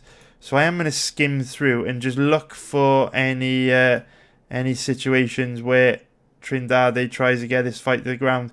We know Melo has a big advantage when it comes to striking, so we want to look at this fight, you know, from a grappling point of view. And it does look like Trindade tries to get a fight to the ground here.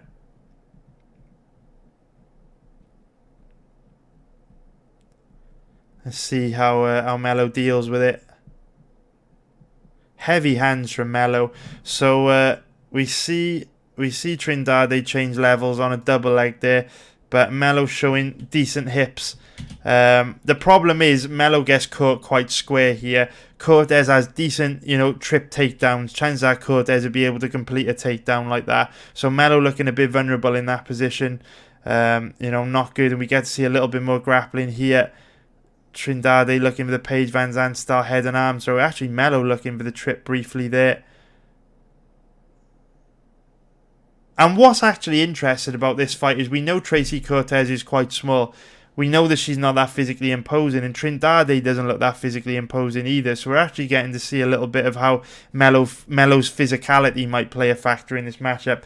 Melo just going to double overhooks and reverse in position. I don't think I've ever seen a fighter do that before. Can't remember a time when I've seen a fighter reverse someone in the clinch from having 2 overhooks. So just goes to show Melo's physical advantages there.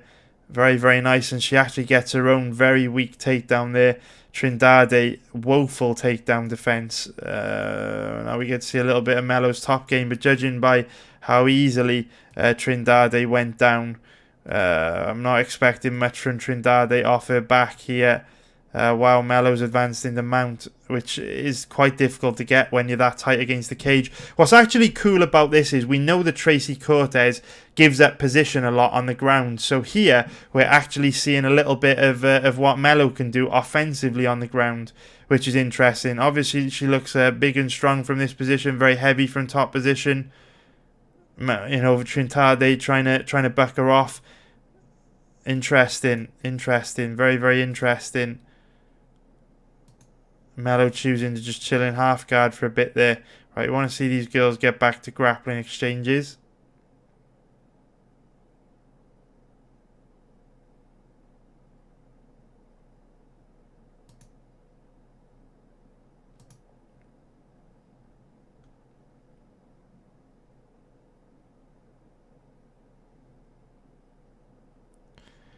The left hand from Melo, again, her opponent literally has no takedown defense at all. Nothing. Absolutely nothing. And Melo's going to advance the mount again here. All she needs to do is slide this right leg out and she can mount Trindade easily. But Melo's actually showing good fight IQ here, because when you are in half guard from top position, it's very, very difficult for your opponent to improve their position or work their way back to their feet. If you go to mount, your opponent can buck you off. They can give their back up and create a scramble and work their way back to their feet or spin into top position. But from half guard, they basically have nothing. So I actually like that Melo chose to stay in half guard when Mount was there for her, because it's a much safer position for her to be in on top.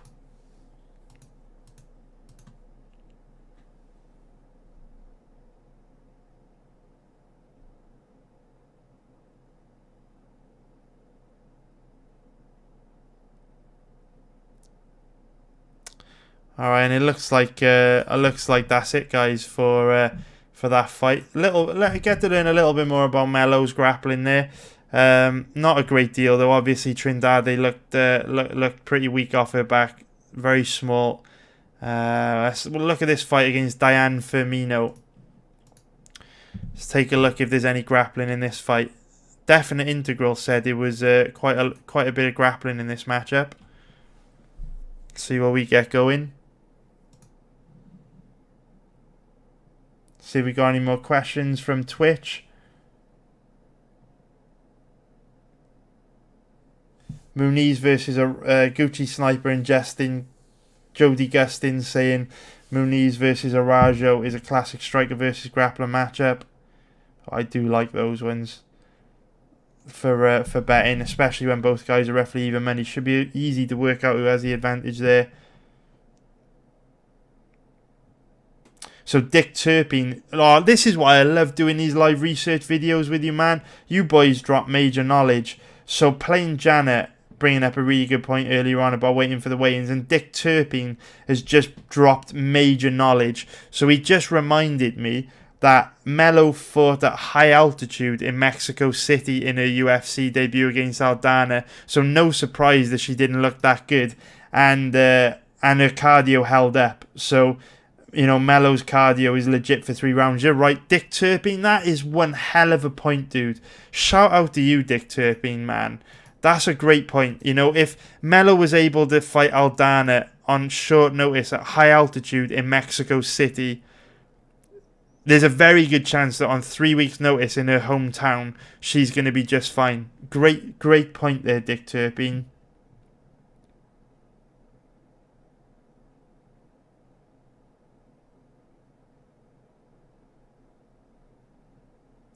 Yeah, so Plain Jan is saying, could Melo miss weight? It might be better if she misses weight. I agree, man. I agree.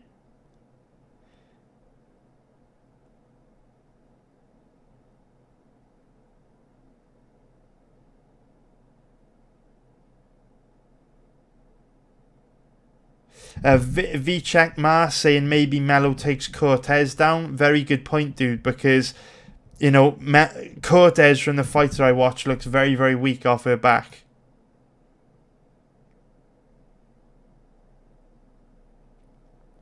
Mayledge saying, I prefer your deep content to other cappers who speak nasally and don't show visuals. Thanks a lot for the kind words, man. Really appreciate it, dude.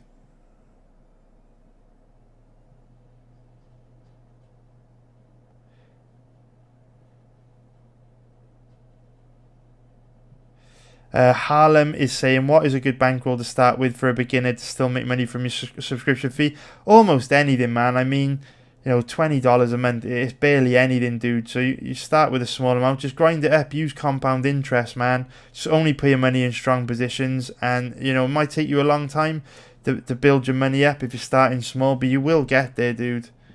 Anyone can do it, you just gotta be disciplined.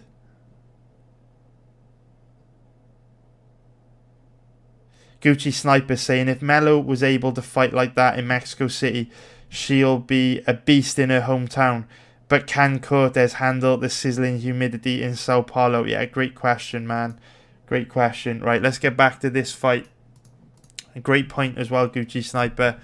Let's see. Definite Integral said there was a fair bit of grappling in this matchup, so I am looking forward to seeing this. So this is the difference, guys. Look at this. Again, the devil's in the detail, right?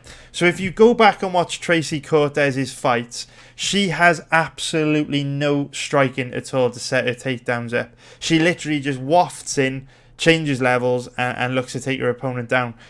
But look at what Firmino does differently. Firmino clearly wants to get this fight to the ground, but look at how she sets the takedown up. If we just play here, so what Cortez would do in this position, if Cortez wanted to take Melo down, she would just shoot a naked takedown attempt. There would be no setup with strikes. She would just shoot in. And as we saw in the Mariana Moraes fight, Melo was very, very good at reading the takedown entry, clearing her legs, controlling the head to make it more difficult for Moraes to change levels. Firmino is tackling it differently. Firmino is setting this takedown up with strikes. So she's setting the takedown entry up with punches. So look at Melo's hand positioning here. Melo's hands are up high. So obviously when Melo's hands are up high, that exposes her lower body, which will enable or make it easier for Firmino to change levels and getting deep on her hips on a takedown attempt. Cortez can't do that. She doesn't have the striking to set those takedown entries up. So that's a very, very important little detail to pay attention to. Obviously, I've never seen this fight. I don't know if Firmino gets this takedown, but I want to describe this to you so that if you see Melo get taken down easily here, it's because Firmino set it up correctly with strikes, whereas Cortez does not have that in her arsenal to be able to do that. And judging by the way Firmino has set this takedown up, I don't know what is about to happen, but Melo is probably going to get taken down here. Let's see what happens. Okay, so the mistake that Firmino made is when you look at this position here, she doesn't get the takedown because when she comes forward to set the takedown up with strikes, she's got Melo backed up, and Melo's trapped here. Her legs are too close together, her hands are up high. This is Firmino's opportunity to change levels, getting deep on Melo's hips, drive her into the cage on a deep double leg takedown, drag her hips away from the cage and get a takedown. But instead of doing that, what you see is Firmino just chooses to stand right in front of Moraes instead and just let her hands go. And now the opportunity's gone, because now that Melo's backed up against the cage, she senses that a takedown attempt might be coming. Initially she was caught in a flurry, so she's backed up. She's just got her hands up high, but she's completely vulnerable to a level change and being taken down. But that doesn't play out here, because by the time Moraes starts to think, by the time Firmino starts to think about a takedown, starts to change levels, Melo's got wise to it. She's realised what's happening, and notice how she started to drop her own hands here in anticipation that a takedown shot is coming, and then they tie up and the opportunity's gone. Firmino has absolutely nothing here from this position. Melo actually goes with a body lock, but Firmino was in a very strong position to get a takedown there, but she couldn't get it because she chose not to change levels, which was very strange, very confusing. I'm not sure why you'd bum rush forward, back Melo up like that, put her in a bad position where she, her lower body's completely exposed, and not change levels on a takedown attempt. Makes no sense to me, but that's just basically what happened there.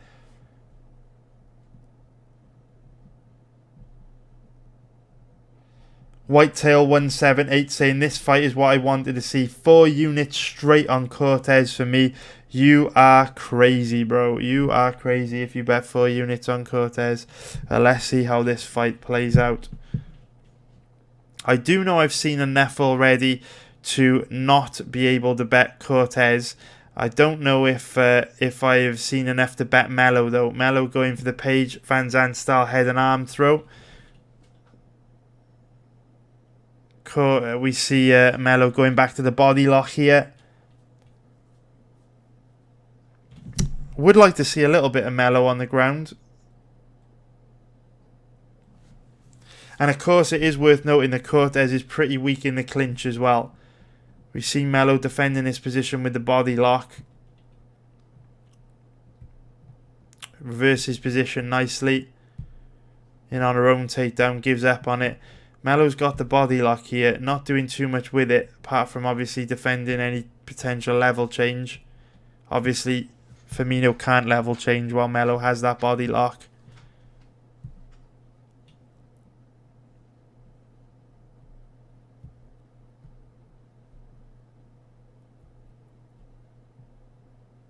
Melo in a strong position to get her own takedown here. She's got Firmino's right arm trapped, and the body lock is fully in play here. So Melo in a strong position to change levels and get this takedown.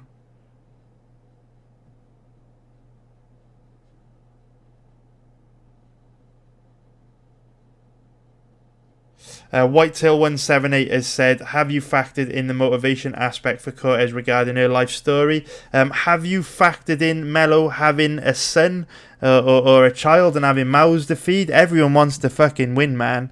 Do you know what I mean? Everyone wants to win. Everyone's got their own story. Just because, you know what I mean, Melo's not going on the MMA hour and talking to fucking Ariel Helwani doesn't mean she hasn't got motivation to win, dude. You think she wants to be fucking broke working some bullshit job? She got kids, bro. She got kids, mate. There's nothing more motivating in the world than kids. Fuck a life story. Have children, and then you'll understand what motivation is. So you factor in wherever you want. At the end of the day, you focus on the skills in the octagon, dude. You know what I mean?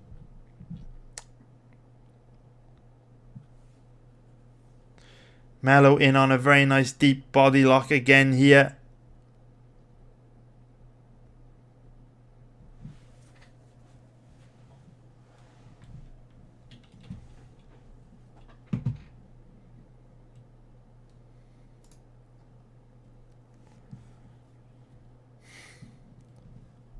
Jodie Gustin dropping knowledge. So Jodie Gustin saying that her life story hasn't helped her technical aspects in previous fights. Yeah, it also didn't help her, when she got gifted an absolute robbery in Invicta against Blanchard recently, because she looked very weak off her back in that fight. Gave her position repeatedly. Very, very weak in grappling exchanges. And looking at the way Melo's able to control Firmino in the body lock position here, she could control Cortez quite easily in the clinch using her physical advantage. She looks quite physically imposing in this position. So decent clinch work there for Melo, where she was able to keep a hold of the body lock for the majority of that round, avoid any takedowns. Very, very nice. And let's see what we get going here in round 2.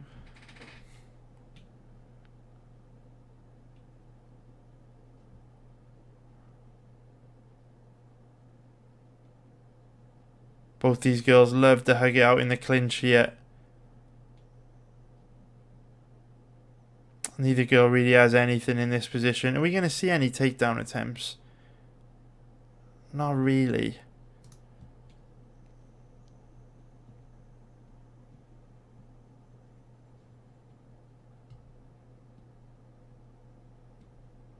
Gucci Sniper says a lot about Melo's fearless character by willingly stepping up on short notice to fight someone like Aldana at high altitude in Mexico. Good point, man. Also, Melo will want to get a win in her hometown. That's motivation. Yeah, man, for sure. Good point, dude. Gucci Sniper dropping knowledge. V-check, man. Thinking my wife thinks I'm watching a lesbian porno. It's getting pretty X-rated in here tonight.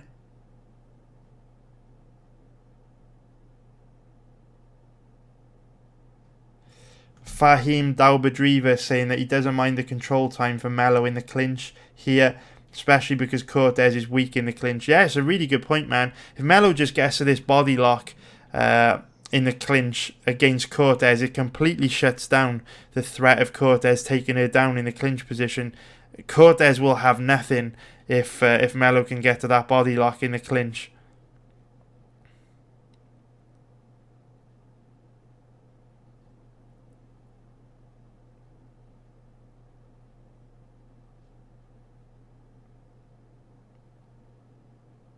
Going straight to the body lock again. But of course her opponent is making it very easy to get it. Irish Brother 40 saying, can Cortez take Melo down and hold her there? I don't think she can. It's tough, man. I would wish we would have seen more of Melo on her back.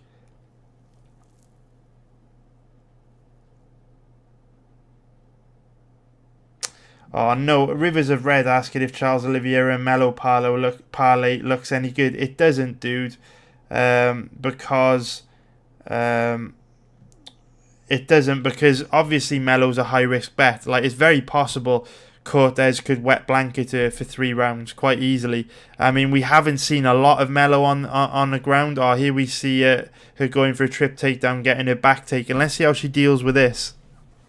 Because we haven't seen a lot of Melo on the ground, we haven't seen a lot of Melo fighting strong wrestlers, we don't know how she's going to deal with Cortez, right? I'm not saying Melo's going to win, I'm just saying the odds are off.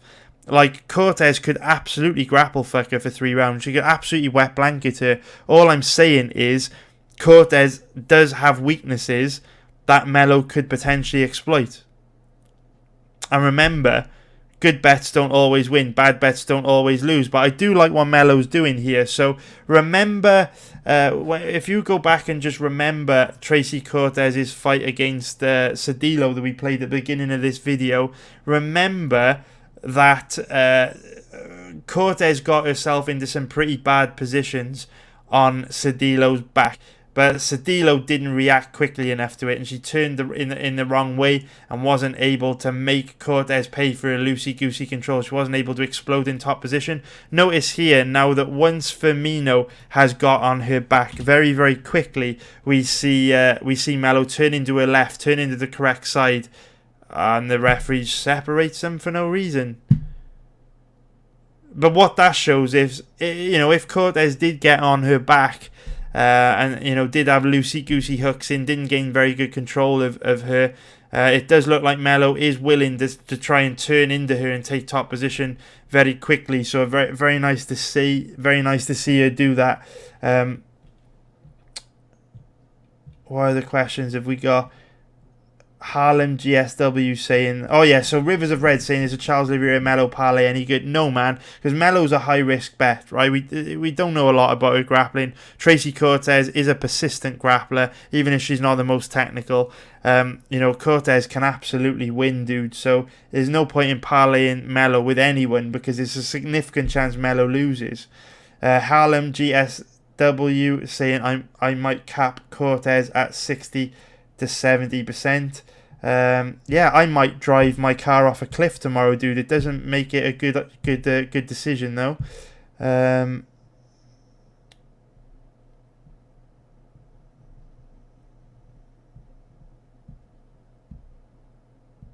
Gucci Sniper saying, it's fair to say Melo doesn't look like a fish out of water in these grappling exchanges. True. But what's happened here? Melo's in top position. How did this happen?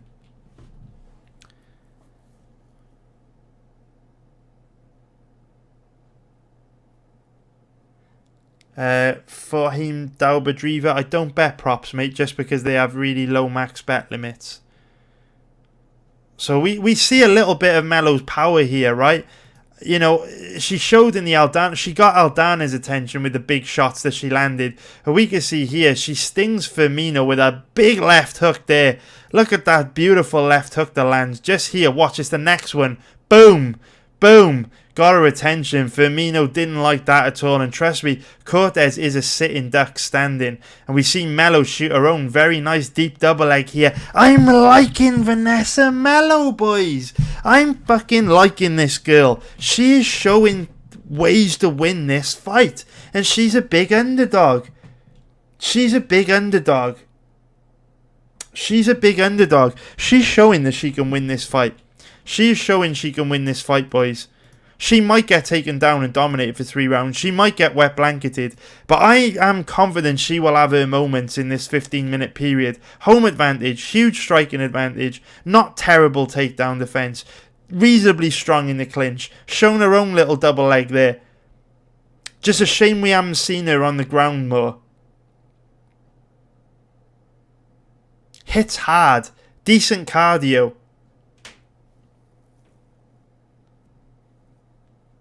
Interesting shit. Interesting. But we have to pump the brakes a little bit and take plain Jana's advice and wait to the weigh-ins. Because even if we have to bet, even if we're capping this as a 50-50 fight and we have to bet, Melo at odds of 2.5 over an implied probability of 40, that's not the end of the world. So here, we see Melo give up her back again. This is a position that Cortez likes to take. Let's see how she deals with this. Now, what you want to see is exactly what Melo's done. So when her opponent's in on her back here, looking to get 2 hooks in, what you want to basically see Melo do is break the grip of Firmino as she tries to go to that body lock. And then once she's broken the grip, you want to see Melo move to her left and turn into Firmino to either disengage or put Firmino's back against the cage. I think that's what she does. Watch here. In this position, the camera angle's a bit shitty because the referee's in the way. But you'll see as she gets her back here on the body lock. So you see here, Firmino's got the body lock. The correct way to defend this position is Melo will break this grip here and then turn into Firmino. So you see it play out here. There you go. Melo breaks the grip. A referee blocks the view so we can't actually fully see what happens. But then by the time the camera moves, the break is already, or the grip is going to be broken here. Melo breaks the grip. And then she should turn to her left. She should turn into Firmino to escape this position. Notice there, so she's broken the grip. She started to think about turning in. You can see she's starting to think about it. You want to see her slip this left leg out and turn into her opponent. Here she goes. She's thinking about it. She's thinking about it. She's thinking about it. She just needs to keep wrist control, slip this left leg out, and she's out of danger. And she's just going to slowly turn into Firmino. And there we go. Firmino no longer has her back. Absolutely beautiful technique. Top marks for Melo, and she gets her own trip takedown. That's what you want to see. I have never watched this fight before. Well, actually, I probably have watched this fight a long time ago when I researched the Aldana fight, but I can't fucking remember what happened. I watched fucking hundreds of fights since then, but literally, I described to you the correct thing the Melo should do. She did the correct thing, and that's all you can ask for in those positions.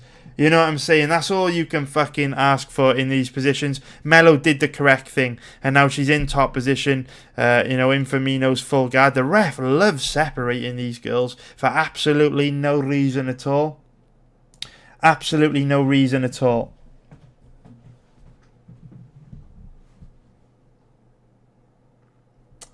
Gucci Sniper saying, that's what I'm seeing here. Melo will grapple and also light up the smaller Cortez. Fahim Daubadiva saying, passes there all day, girl. Didn't even bother to close the guard. Plain Jana saying, this is a 50-50 fight from what we've seen so far. I agree with you, man. The size difference will let us pull the trigger. Yeah, man.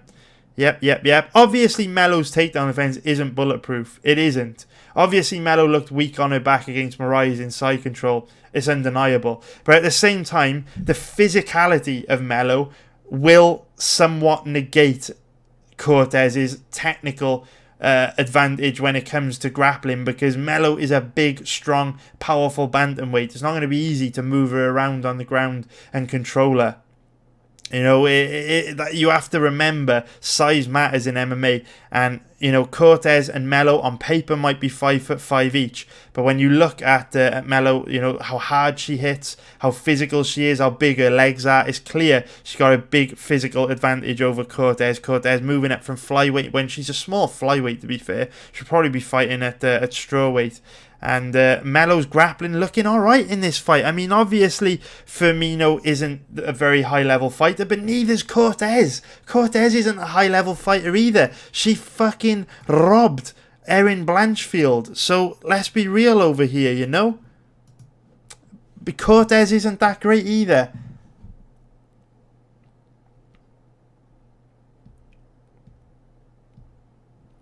Harlem GSW saying, who do they both train with? Yes, Cortez trains with Cejudo, and Melo trains at a small gym in Sao Paulo with Leandro Santos, Buscape. 30 seconds left to go in the fight. Gucci Sniper saying he's already bet Melo after watching this. Might add more after the weigh-ins. Dick Turpin's already better at 2.88. Lee Dose is saying, pump the brakes and bet the house on Melo. Oh, don't know, man. Risky bet. Wouldn't bet the house. I know he's playing, though. Plain Jan is saying, one thing to consider, Melo strikes in the correct way. She has technique behind her movement, but she lacks speed and she hasn't KO'd anyone yet. Very few finishes, but again, just by the size difference, she can win a decision versus Cortez in her hometown easily. Put emphasis on the easily. I agree with you, dude. And yeah, 100%. Melo is very flat-footed. She is very slow. This guy, who's this guy? This guy's a UFC fighter. Who's this guy, guys, in Melo's corner? He fights in the UFC. Remind me, guys. I can't remember his name. Where is he? This guy. Who's this? He's a UFC fighter. I can't remember his name, though. This geezer here. Remind me, guys. Remind me. He's definitely a UFC fighter. Out of Shuto Box. It's not Luan Chagas, is it? Remind me, guys, who this guy is. Lucrative MMA saying, do you only tip straight picks then? Yeah, I only bet straight bets, mate. I don't bet any other nonsense, really. Maybe like 4 or 5 parlays a year. If there are like 2 rock-solid favourites on the same card, but it's rare. Einstein 550 saying, does Cortez train with the same wrestling coach as Cejudo in Eric Albarracin? Because if she does, she may make some big improvement in her grappling mistakes from her previous fights. We saw a pattern of fighters improving a lot in their wrestling, training with him. Possibly, dude, but possibly not. Remember, Bruno Santos has trained under Eric Albarracin for a long time, and he looked totally shit in his UFC debut. Demonstrated really bad fight IQ and quite low-level technique everywhere. So just because Barachin trained Cejudo and and Patricio Pitbull Freire has made big improvements under him, doesn't mean everyone will make big improvements there.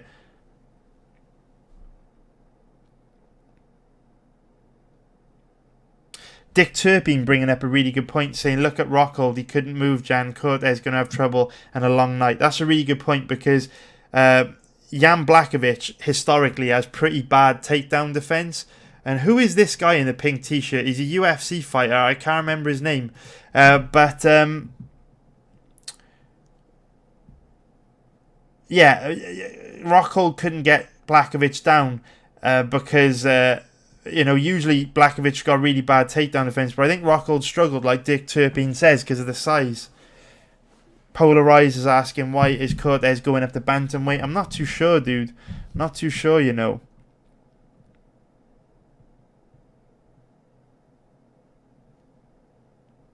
Plain Janice saying that he hasn't seen Albarracin anywhere on her social media. That's true. Even though she does train in the same gym as Henry Cejudo, we haven't seen her with any of the coaches there.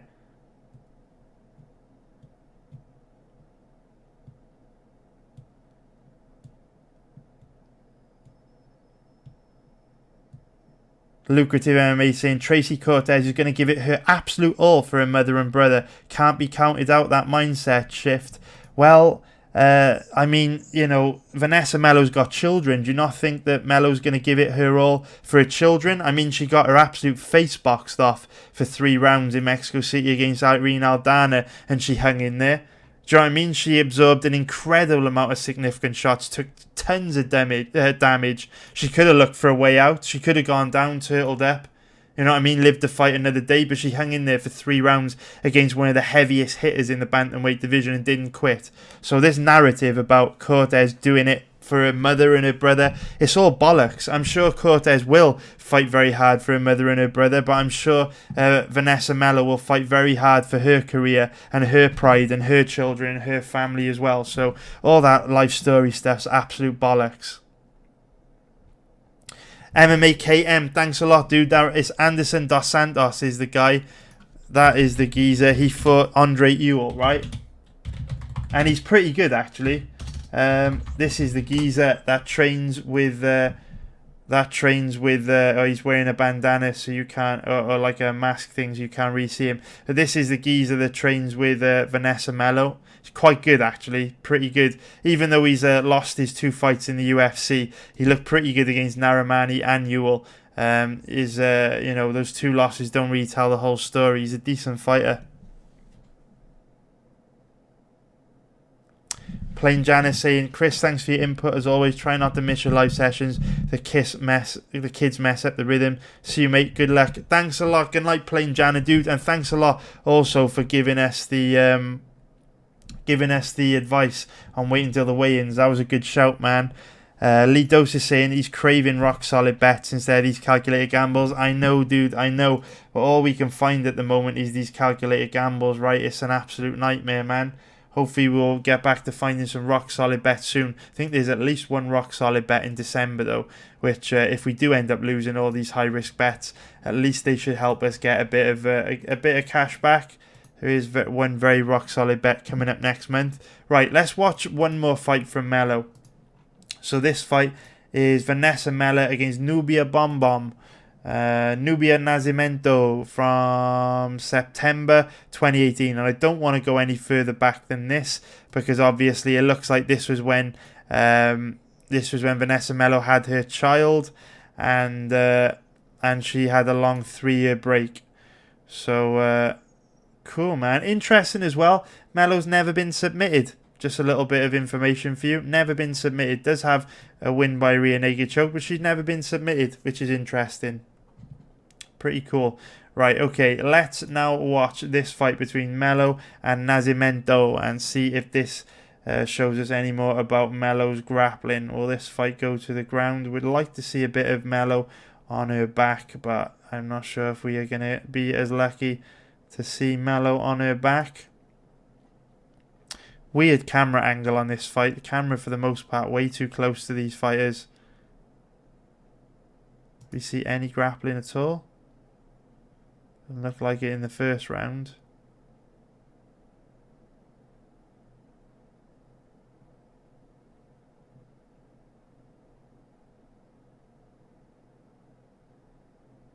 Any grappling in the third? There's no grappling in this fight, guys.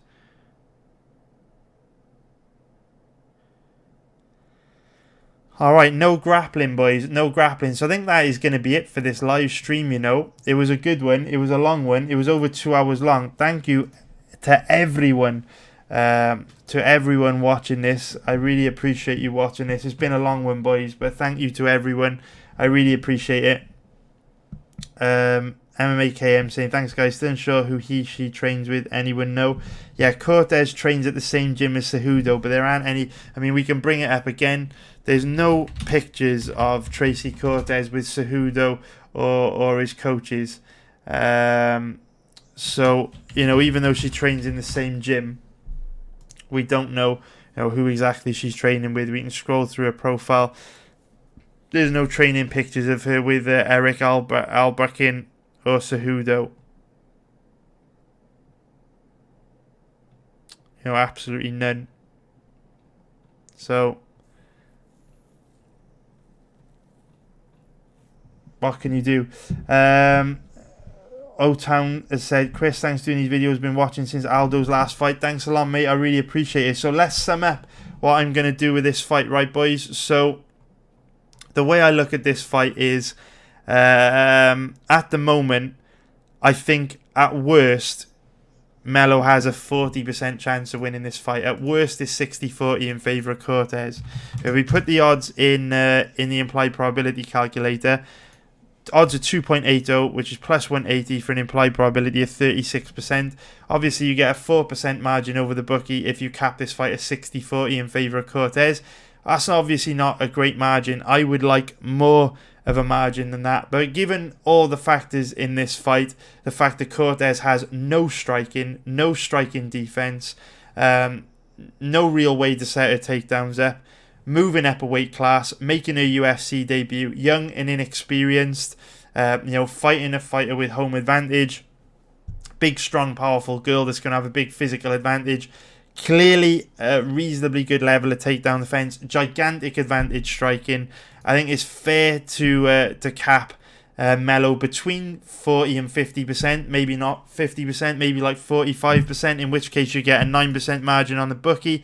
But we do have to bear in mind that Melo is taking this fight on about 3 weeks' notice. So if she shows up looking like absolute shit at the weigh-ins, your money's not in a very strong position. So my plan, personally, what I'm going to do, I'm going to wait till the weigh-ins tomorrow, which are probably going to start in about 12 hours from now. These girls should weigh in, and then I'm going to make my decision after the weigh-ins. So I'm not going to pull the trigger yet.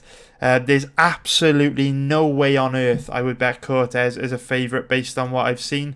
But Vanessa Melo is very interesting to me. And of course, you are all big boys. You can make your own decisions on this fight. I'm not going to make the decision for you, but I'm going to be keeping a close eye on the weigh-ins tomorrow to see how Vanessa Melo looks, how they look at the stare down, and I might pull the trigger on Melo tomorrow. She is definitely tempting as a reasonably big underdog. So thanks a lot for watching this live stream, guys. Take care, and I'll be back very, very soon with another live stream. If you're watching after the fact on YouTube, please don't forget to hit the like button and also subscribe, and leave a comment as well and let me know what you think about this fight. Will you be betting this fight? Do you disagree with anything that I've said? And also, please, before you comment on this video, please show some respect and watch the Erin Blanchfield fight. Pay $9.99, sign up for UFC Fight Pass, watch the Blanchfield fight, and tell me what you think of that decision, because it's pretty fucking horrendous in my opinion. But that is going to be it for this live stream. Take care, everyone, and I will be back very soon with another one. Love you all, and hopefully you crush it this weekend.